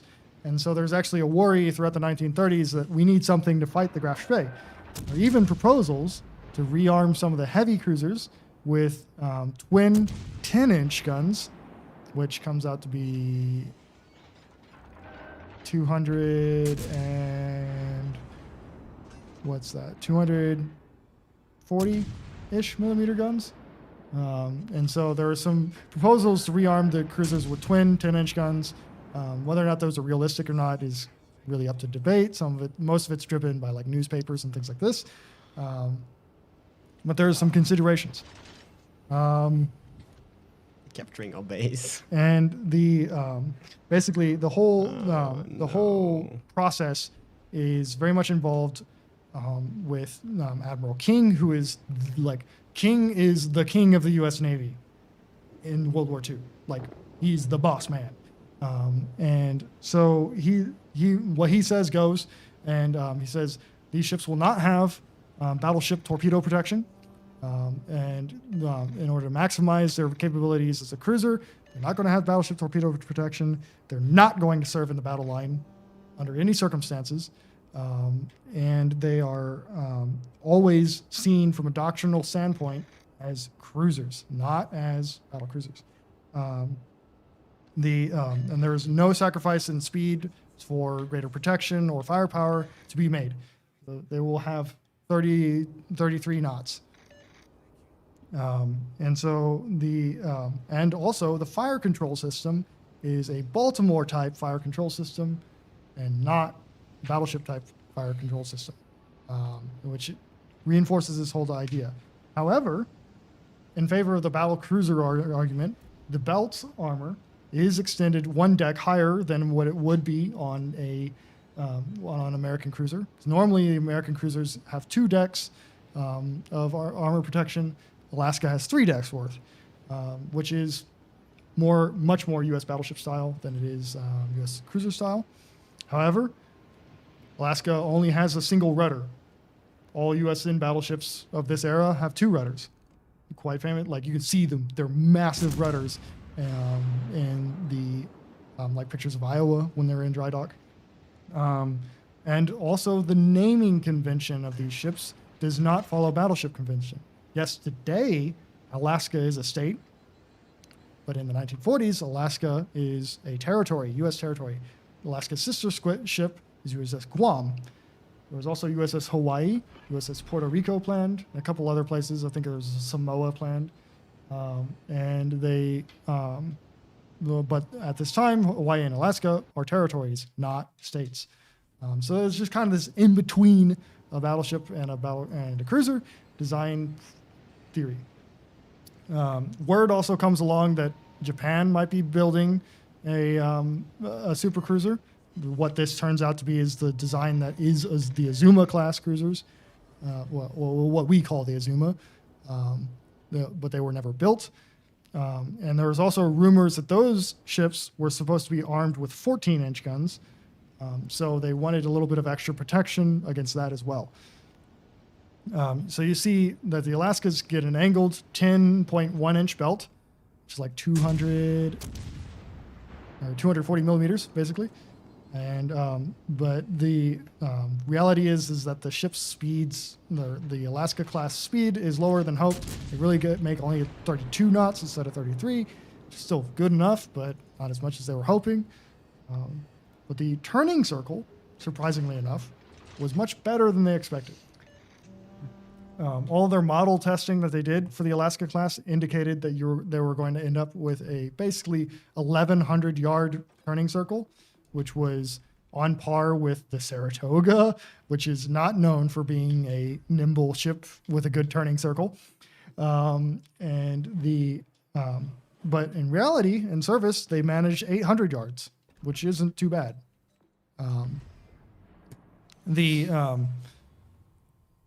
The Alaska class cruisers look very superficially like an Iowa class. Yes, but I call them mini Iowa. Yeah, it looks like a mini Iowa, but in terms of the design lineage, they draw more from the Baltimore class than they do from the Iowas, although they do only have a single funnel. So in terms of the rest of the design, in terms of the secondary armaments layout, the fire control systems, that's all Baltimore.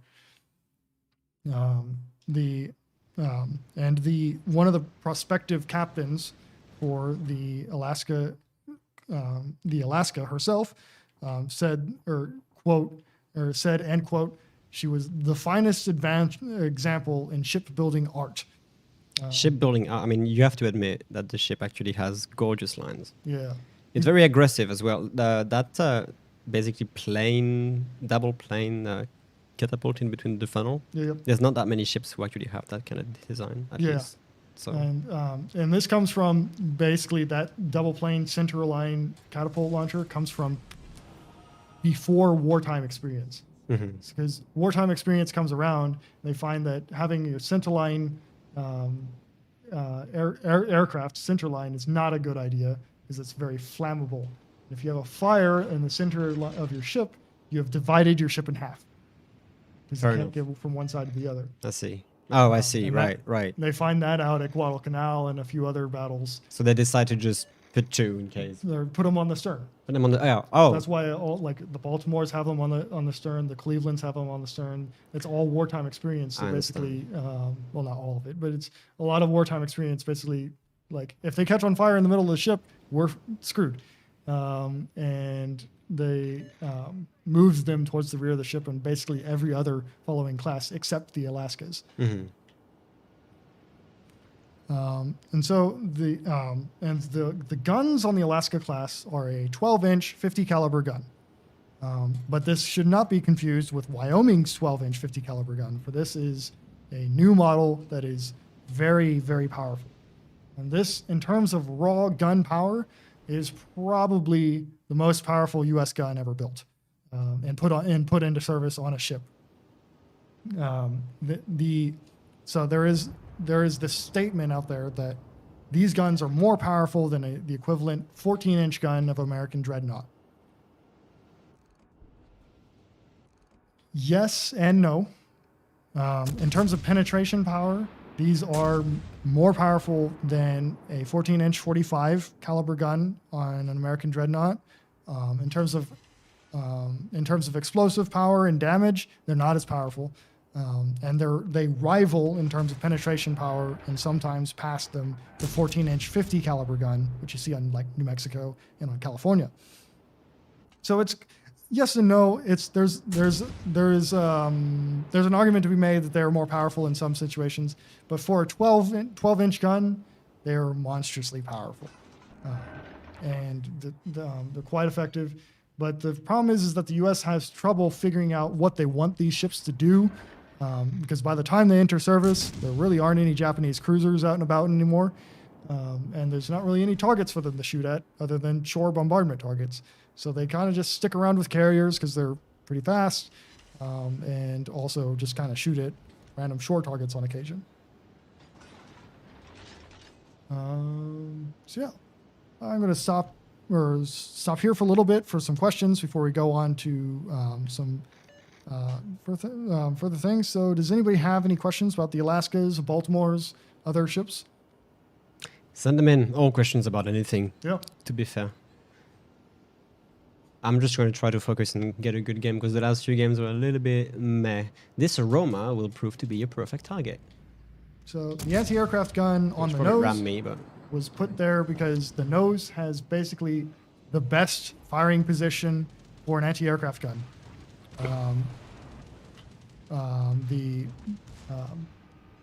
Because you have basically very wide open angles of fire. So out of all of the 12-inch gun cruisers and battleships, which am I taking? I'm probably going to take the Alaska. sorry. Though you can make an argument that if they were completed, the Stalingrad's would be pretty powerful. But out of all the 12-inch guns cruisers, you're going pretty much from the Alaska all the way down to the Ganguts. In terms of age, and the Ganguts would be my next choice. Let's see. Did the Alaska share the stability issues of other USN cruisers? No, actually. The Alaskas are actually the exception to the rule of adding weight is bad, because when they added more anti-aircraft firepower to the Alaskas, they actually improved the stability of the ship somehow. They ended up lowering the metacentric height and making it more stable. And whereas on the other ships, they added top weight and it wasn't as stable. So they didn't really experience the same problems. They had the room to take on the extra crew, which was good, and they were fine in that regard. The most unique feature on USN cruisers is the heavy turret armor. Most other cruisers, especially heavy cruisers out there, only have 1 inch of turret armor, basically, just splinter proof. But the USN cruisers have very heavy turret armor for their size. That goes from basically the New Orleans class onward. It doesn't count the Portlands, Northamptons, and Pensacola's. Let's see.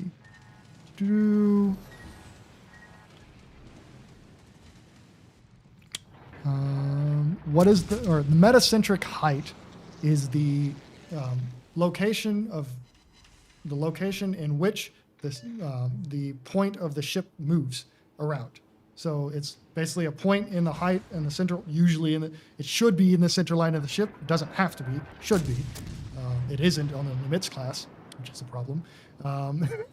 But the metacentric height should be in the center line of the ship, and it should be basically, you want it to be in the middle of the ship, and it determines a lot of factors around stability and how fast your ship will roll, or how slow it will roll, how much it will roll, and how stable it is as a whole. So it's a very important number in terms of ship design, especially from this time period. Let's see. Aside from the budget concerns for the U.S. cruisers, why did the U.S. choose to produce cruisers more than others? Because they had 2 oceans to cover, and they had the ability to produce them, as well as the wartime losses to an extent in terms of taking damage, that they needed to substitute them. Did any Baltimores get made into light cruisers? No. The Baltimores did not make into light cruisers. The Baltimores and the like Clevelands and stuff, they're different design lineages, but they do share the mothership of the Brooklyn class, but they are like their own distinct design areas. So like they're projects.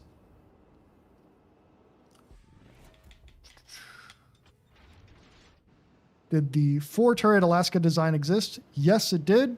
but it wasn't seriously. It wasn't taken seriously because of how heavy it was.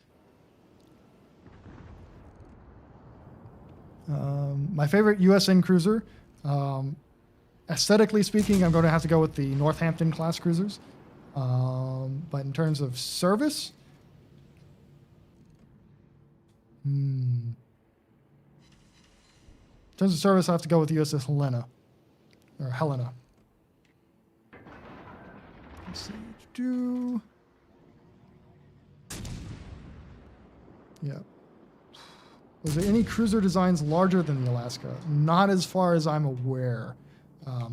In terms of cruiser designs, the Lexington class battle cruisers are larger, but they're not technically cruisers. So take that with what you will. But there are no other cruiser designs that were Alaska. The 4-turret Alaska was part of the Alaska design.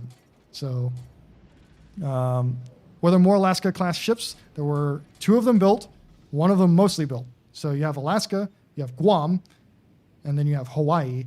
That was mostly built, and they wanted to convert Hawaii into a guided missile cruiser, but did not succeed in doing that, and did not make that. So She can turn, that's for sure. I wasn't expecting to make that. I was expecting to make that turn, I have to admit. yeah, she was more maneuverable than expected. Yeah, she actually can turn on a dime. There was a lot of concerns because she only has 1 rudder that she was going to be horrible. Oh. But basically and the model testing that they did showed that she was going to be absolutely horrible. But then when they got it into service, it was fine. So. Yeah, I guess there's theory in practice. Yep. Let's see. What USN cruiser went into battle the most? That would be USS San Francisco, who is tied for second for most battle honors in the U.S. Navy during World War II. You can also argue that San Diego, possibly. Let's see. Give me USS Louisiana. What is USS Louisiana? There was a USS Louisiana. I don't remember what class of ship it was, but I think it was an early battleship. It might even be a pre-dreadnought. Oh, I see. Okay. Surprised the Alaska still unchanged this patch. Yeah. It's very strong getting... yeah. Well, we kind of overcooked her with the recent buffs, that's for sure. But I guess we're going to wait a little bit to see if it's actually as bad as we think. There was a design that was practically Alaska, but with only 7 guns. Yes, there are a bunch of different designs with Alaskas with like a mixture of triple and twin turrets. And a couple of them, 2 of them, were very seriously considered. And then they decided, what's a little bit more weight for getting another triple turret in, and it will be simpler for everybody, much less headache. Is it what Congress is on PC? Yeah, Congress isn't the 7-gun design, but it's all right. the 8, it actually has. It's 1 triple turret, 2. Yeah, it has 7 guns. It's a variation on it. I'm not sure if that specific configuration was designed, but there was a bunch of different designs with a mixture of twin and triple turrets. Understood. The Congress is at least mostly a real design, if not an actual real design. And one of the interesting things with the Alaska class, I mentioned earlier that they had some problems with the 60-degree target angle, which they found out when one of their calculations with the Alaska class is that if something penetrated the side armor at 60 degrees, had a very high likelihood of traveling through the engine room and out the back wall in one of their designs, which if you go out the back wall in the engine room, you end up in the shell magazine, which is not good. So they ended up increasing the bulkheads in the engine rooms in terms of armor to prevent both that from torpedo happening. tubes. I'm so sorry, Fletcher. Sorry, Lane. Yeah. Keep going. See. Trying to survive here, but I think I'm getting told. Yeah, and so I saw one question that was, were there other battlecruiser designs from the Lexingtons? Yes, there's a bunch of like really interesting U.S. battlecruiser designs out there. Most of them are completely nonsensical and would not have worked very well. But you'll find them in the spring sharps from the 1910s. There's a bunch of different ones. Were any of the Baltimores considered to be converted into a carrier, like how the Clevelands went to Independence? Yes, and a few of them were. But I can't remember offhand what that was called. It's an R word.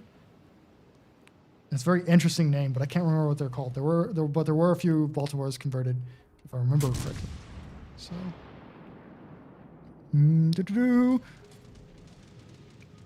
I will talk about Des Moines. I was just going through some questions for now. What do I think of the Omaha class light cruisers? I'm not a huge fan of the Omaha class. They look kind of nice, but they were really problematic, and they gave good service, but it's just kind of, they're not great. So, let's see. Will every nation get a super cruiser design in game? Probably at some point. I can think of one for basically every nation. So, so at some point, possibly.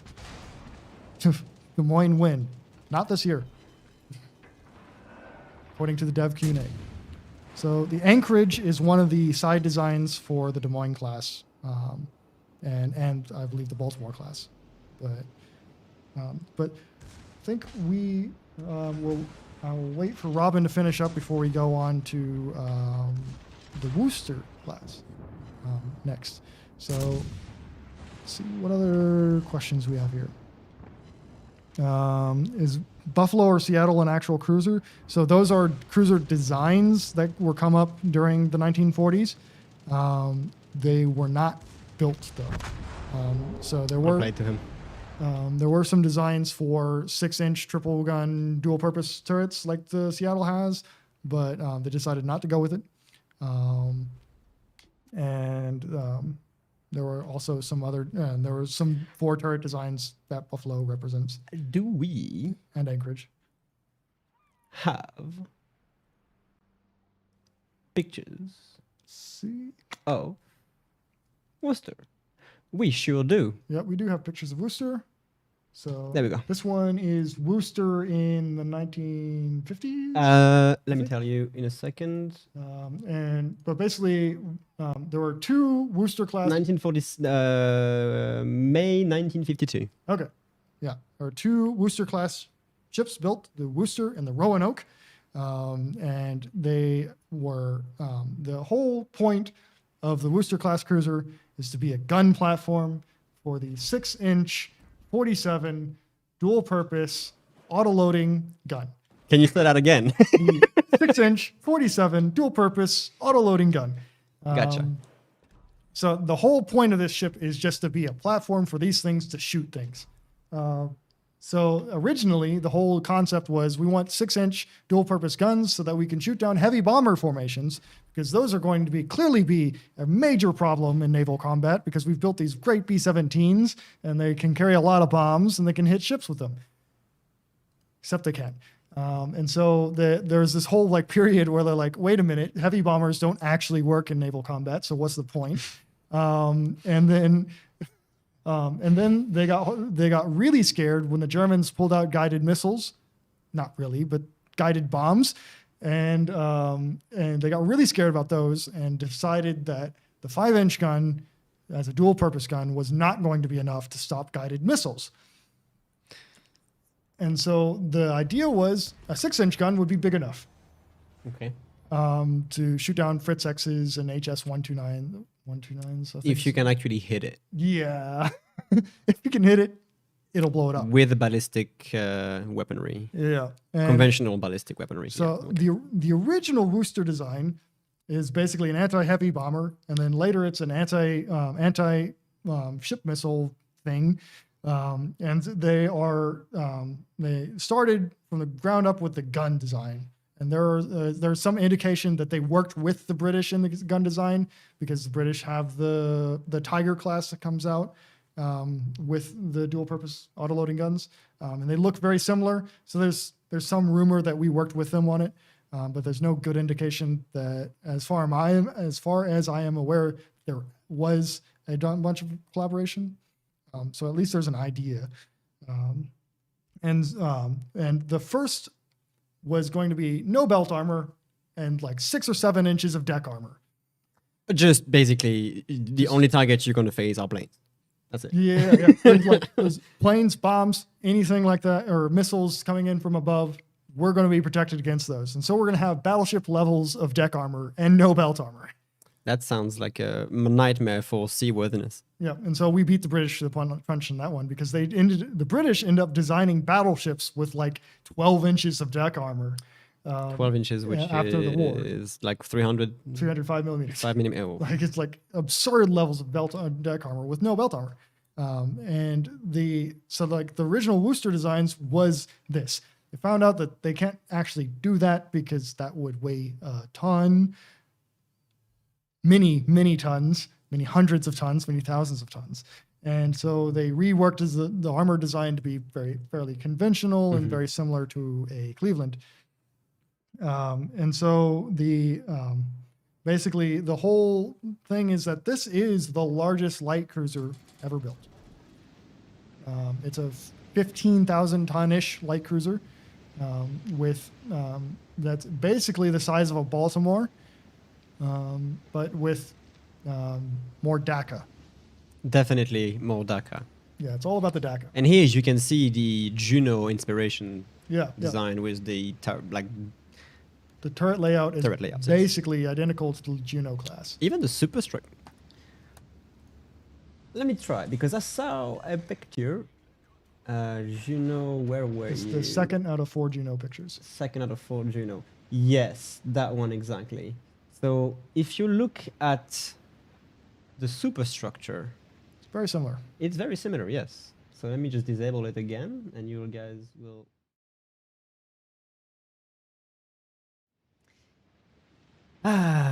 The wonders of OBS on a Friday evening. Sorry, guys.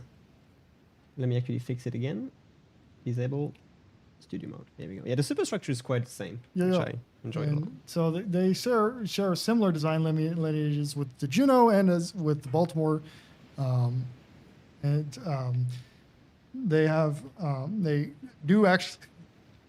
They do actually bring in belt armor. So it does actually have belt armor in terms of service, but not a tremendous amount.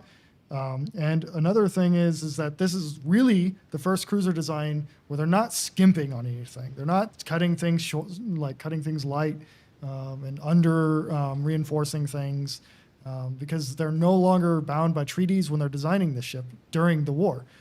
And so, even the Baltimore class cruisers have stuff taken away from them so that they fit underneath like treaty-ish definitions. And so but the Worcester is really the first design that they don't have to worry about that so much.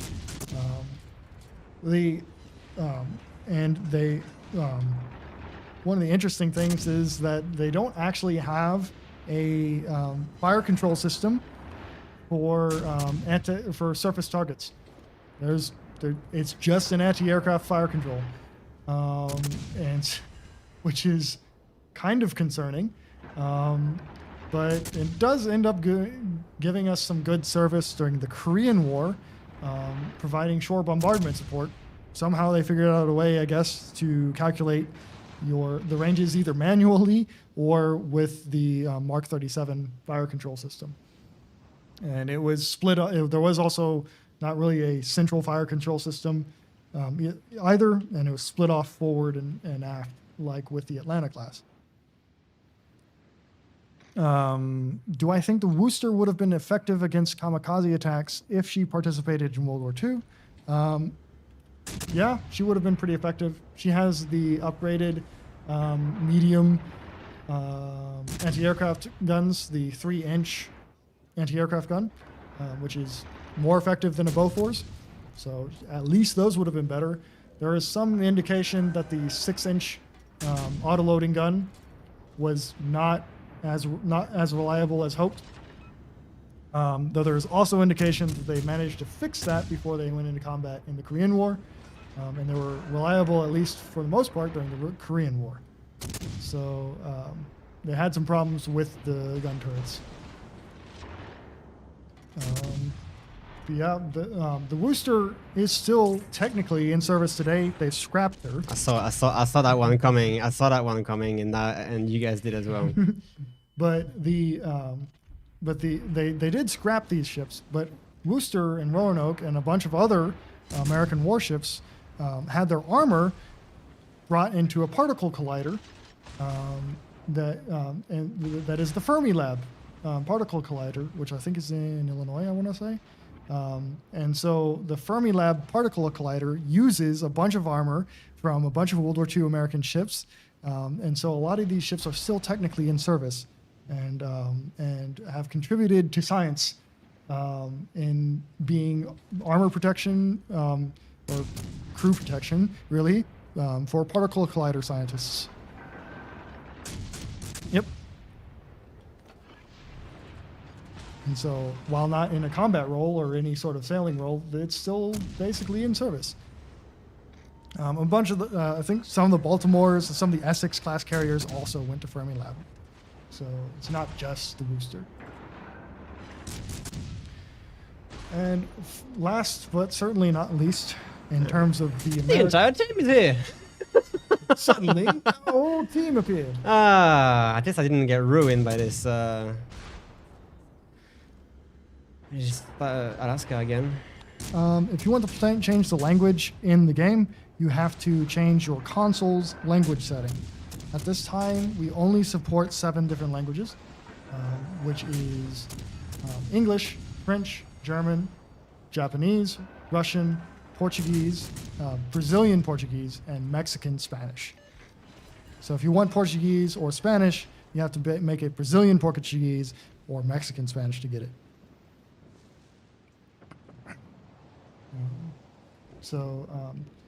And we shall move on now to the Apex, the final American gun cruiser, the Des Moines class. Yeah. Like the Worcesters, the Des Moines class was entirely built around the gun.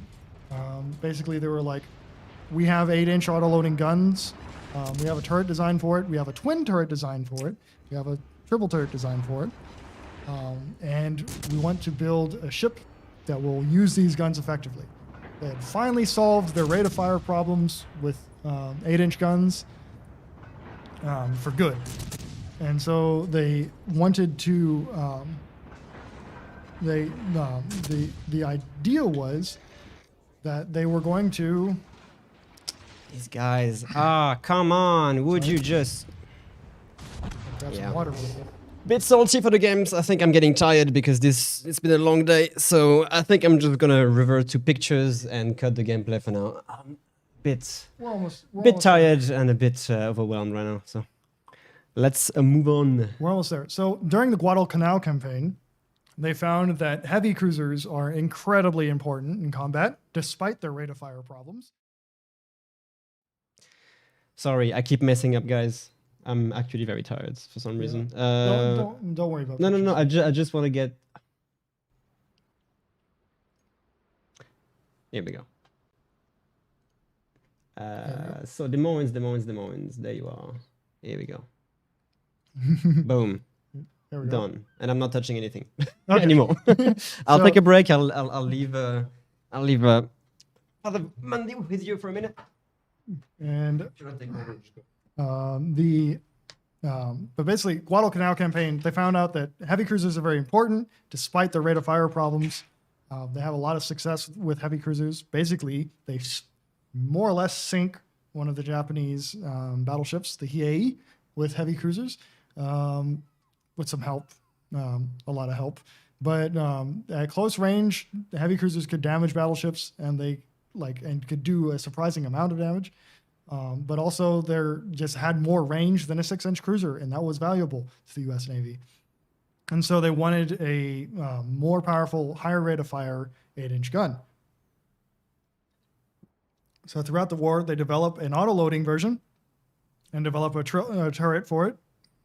Part of the Oregon City class design was a proposal to change the triple Baltimore turret out for a twin, well, at first a triple Des Moines turret, and that would have been the first auto-loading turrets.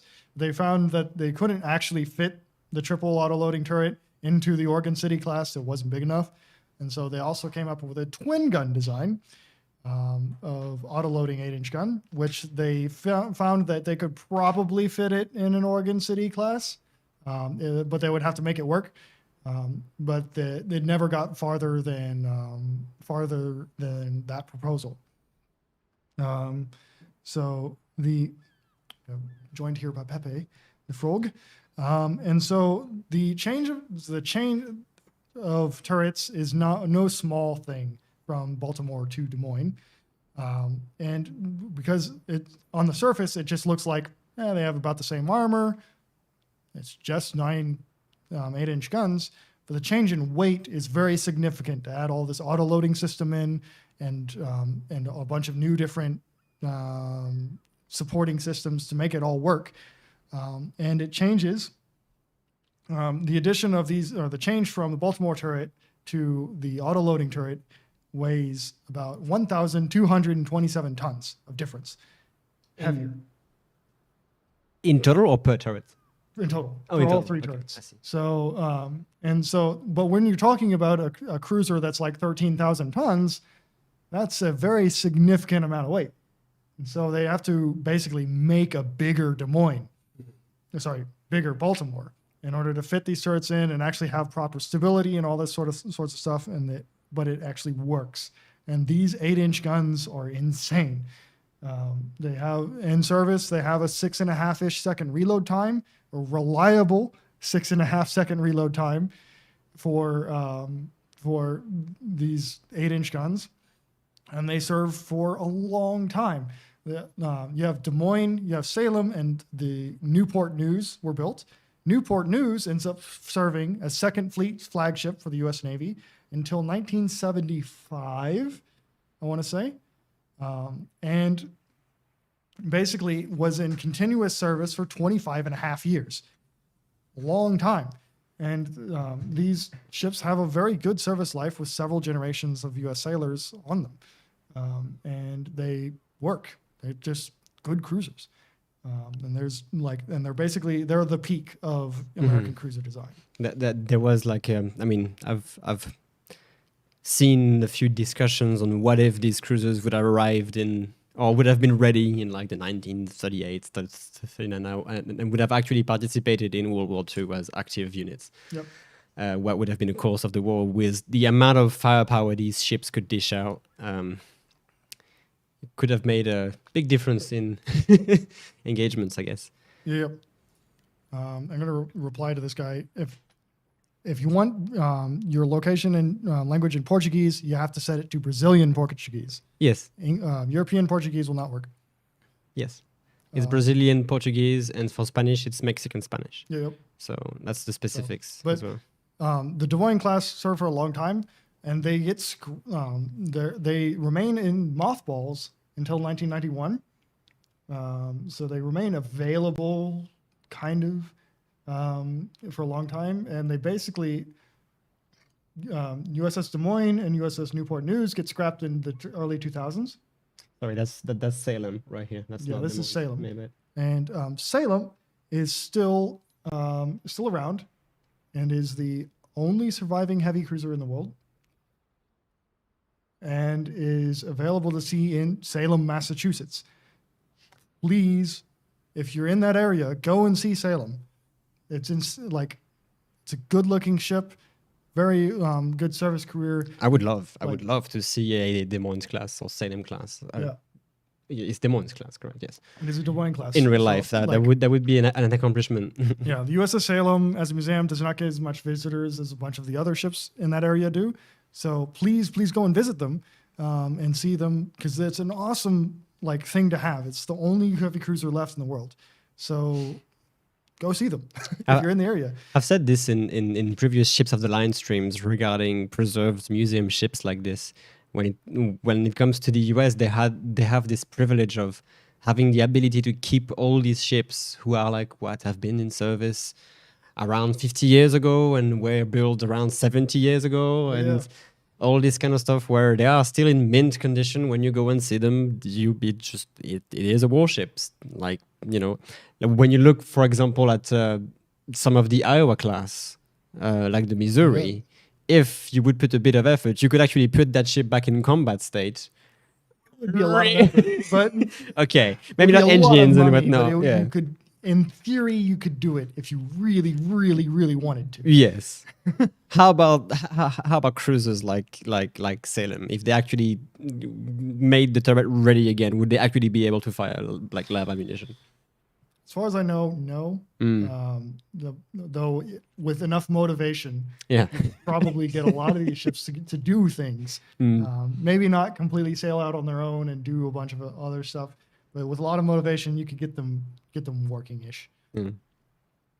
Which is nice. And yeah, I mean, as a French person, we have a few submarines, maybe a few not torpedo boats, but tenders, and not, but we don't have all the warships we had were basically sunk or then scrapped after the war. So don't have the privilege to get these museum ships on the way. So when Princeblip says go and see them if you have the occasion, do. I never set foot in the US, unfortunately, yet in my life. But if I do, I'll make sure to actually get a trip and see one of these ships in real life, because I never really saw any World War II warships. I've seen modern ones in events, but never the one we play in our game. So We'll get one. We'll get there. have you been to any museum ships?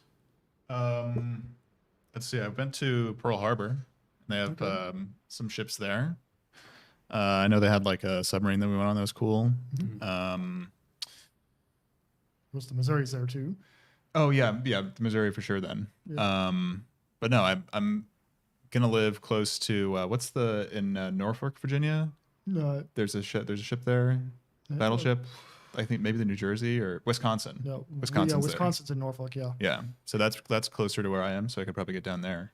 But no, that's all I've seen. So this guy, if you don't know him, this is Father Mundy. He runs the Wows Builds website. He's one of our community contributors. And basically, he provides a website that's free to use, and you can make commander builds and compare different stats and different ships, and do a bunch of different things like this. That is, and Is this how the URL should Yes. be? Should be. I'm trying to basically find the link here, but to post it in the chat. He is one of our CC as well. Recently, it's been around a month now since we're officially. few months. Yeah. A few months already, okay. And it's wirelessbuild.com. People who watch us know what this website is. So, and he was in Prague, so he dropped in, and we were like, "Hey, do you want to tag with us in this historical stream?" And here he is after 2.5 hours. So. Yeah, I've just been on Robin's. Robin actually asked me to come in and give him some tips on his gameplay. So that's what I've been doing here. Exactly. Yeah. Yeah. Didn't really work out. No, we didn't have some great. We had one great game, but that was all we could do. But basically, this is a fake controller, and the entire time he was playing, I was just, I was just, just faking it.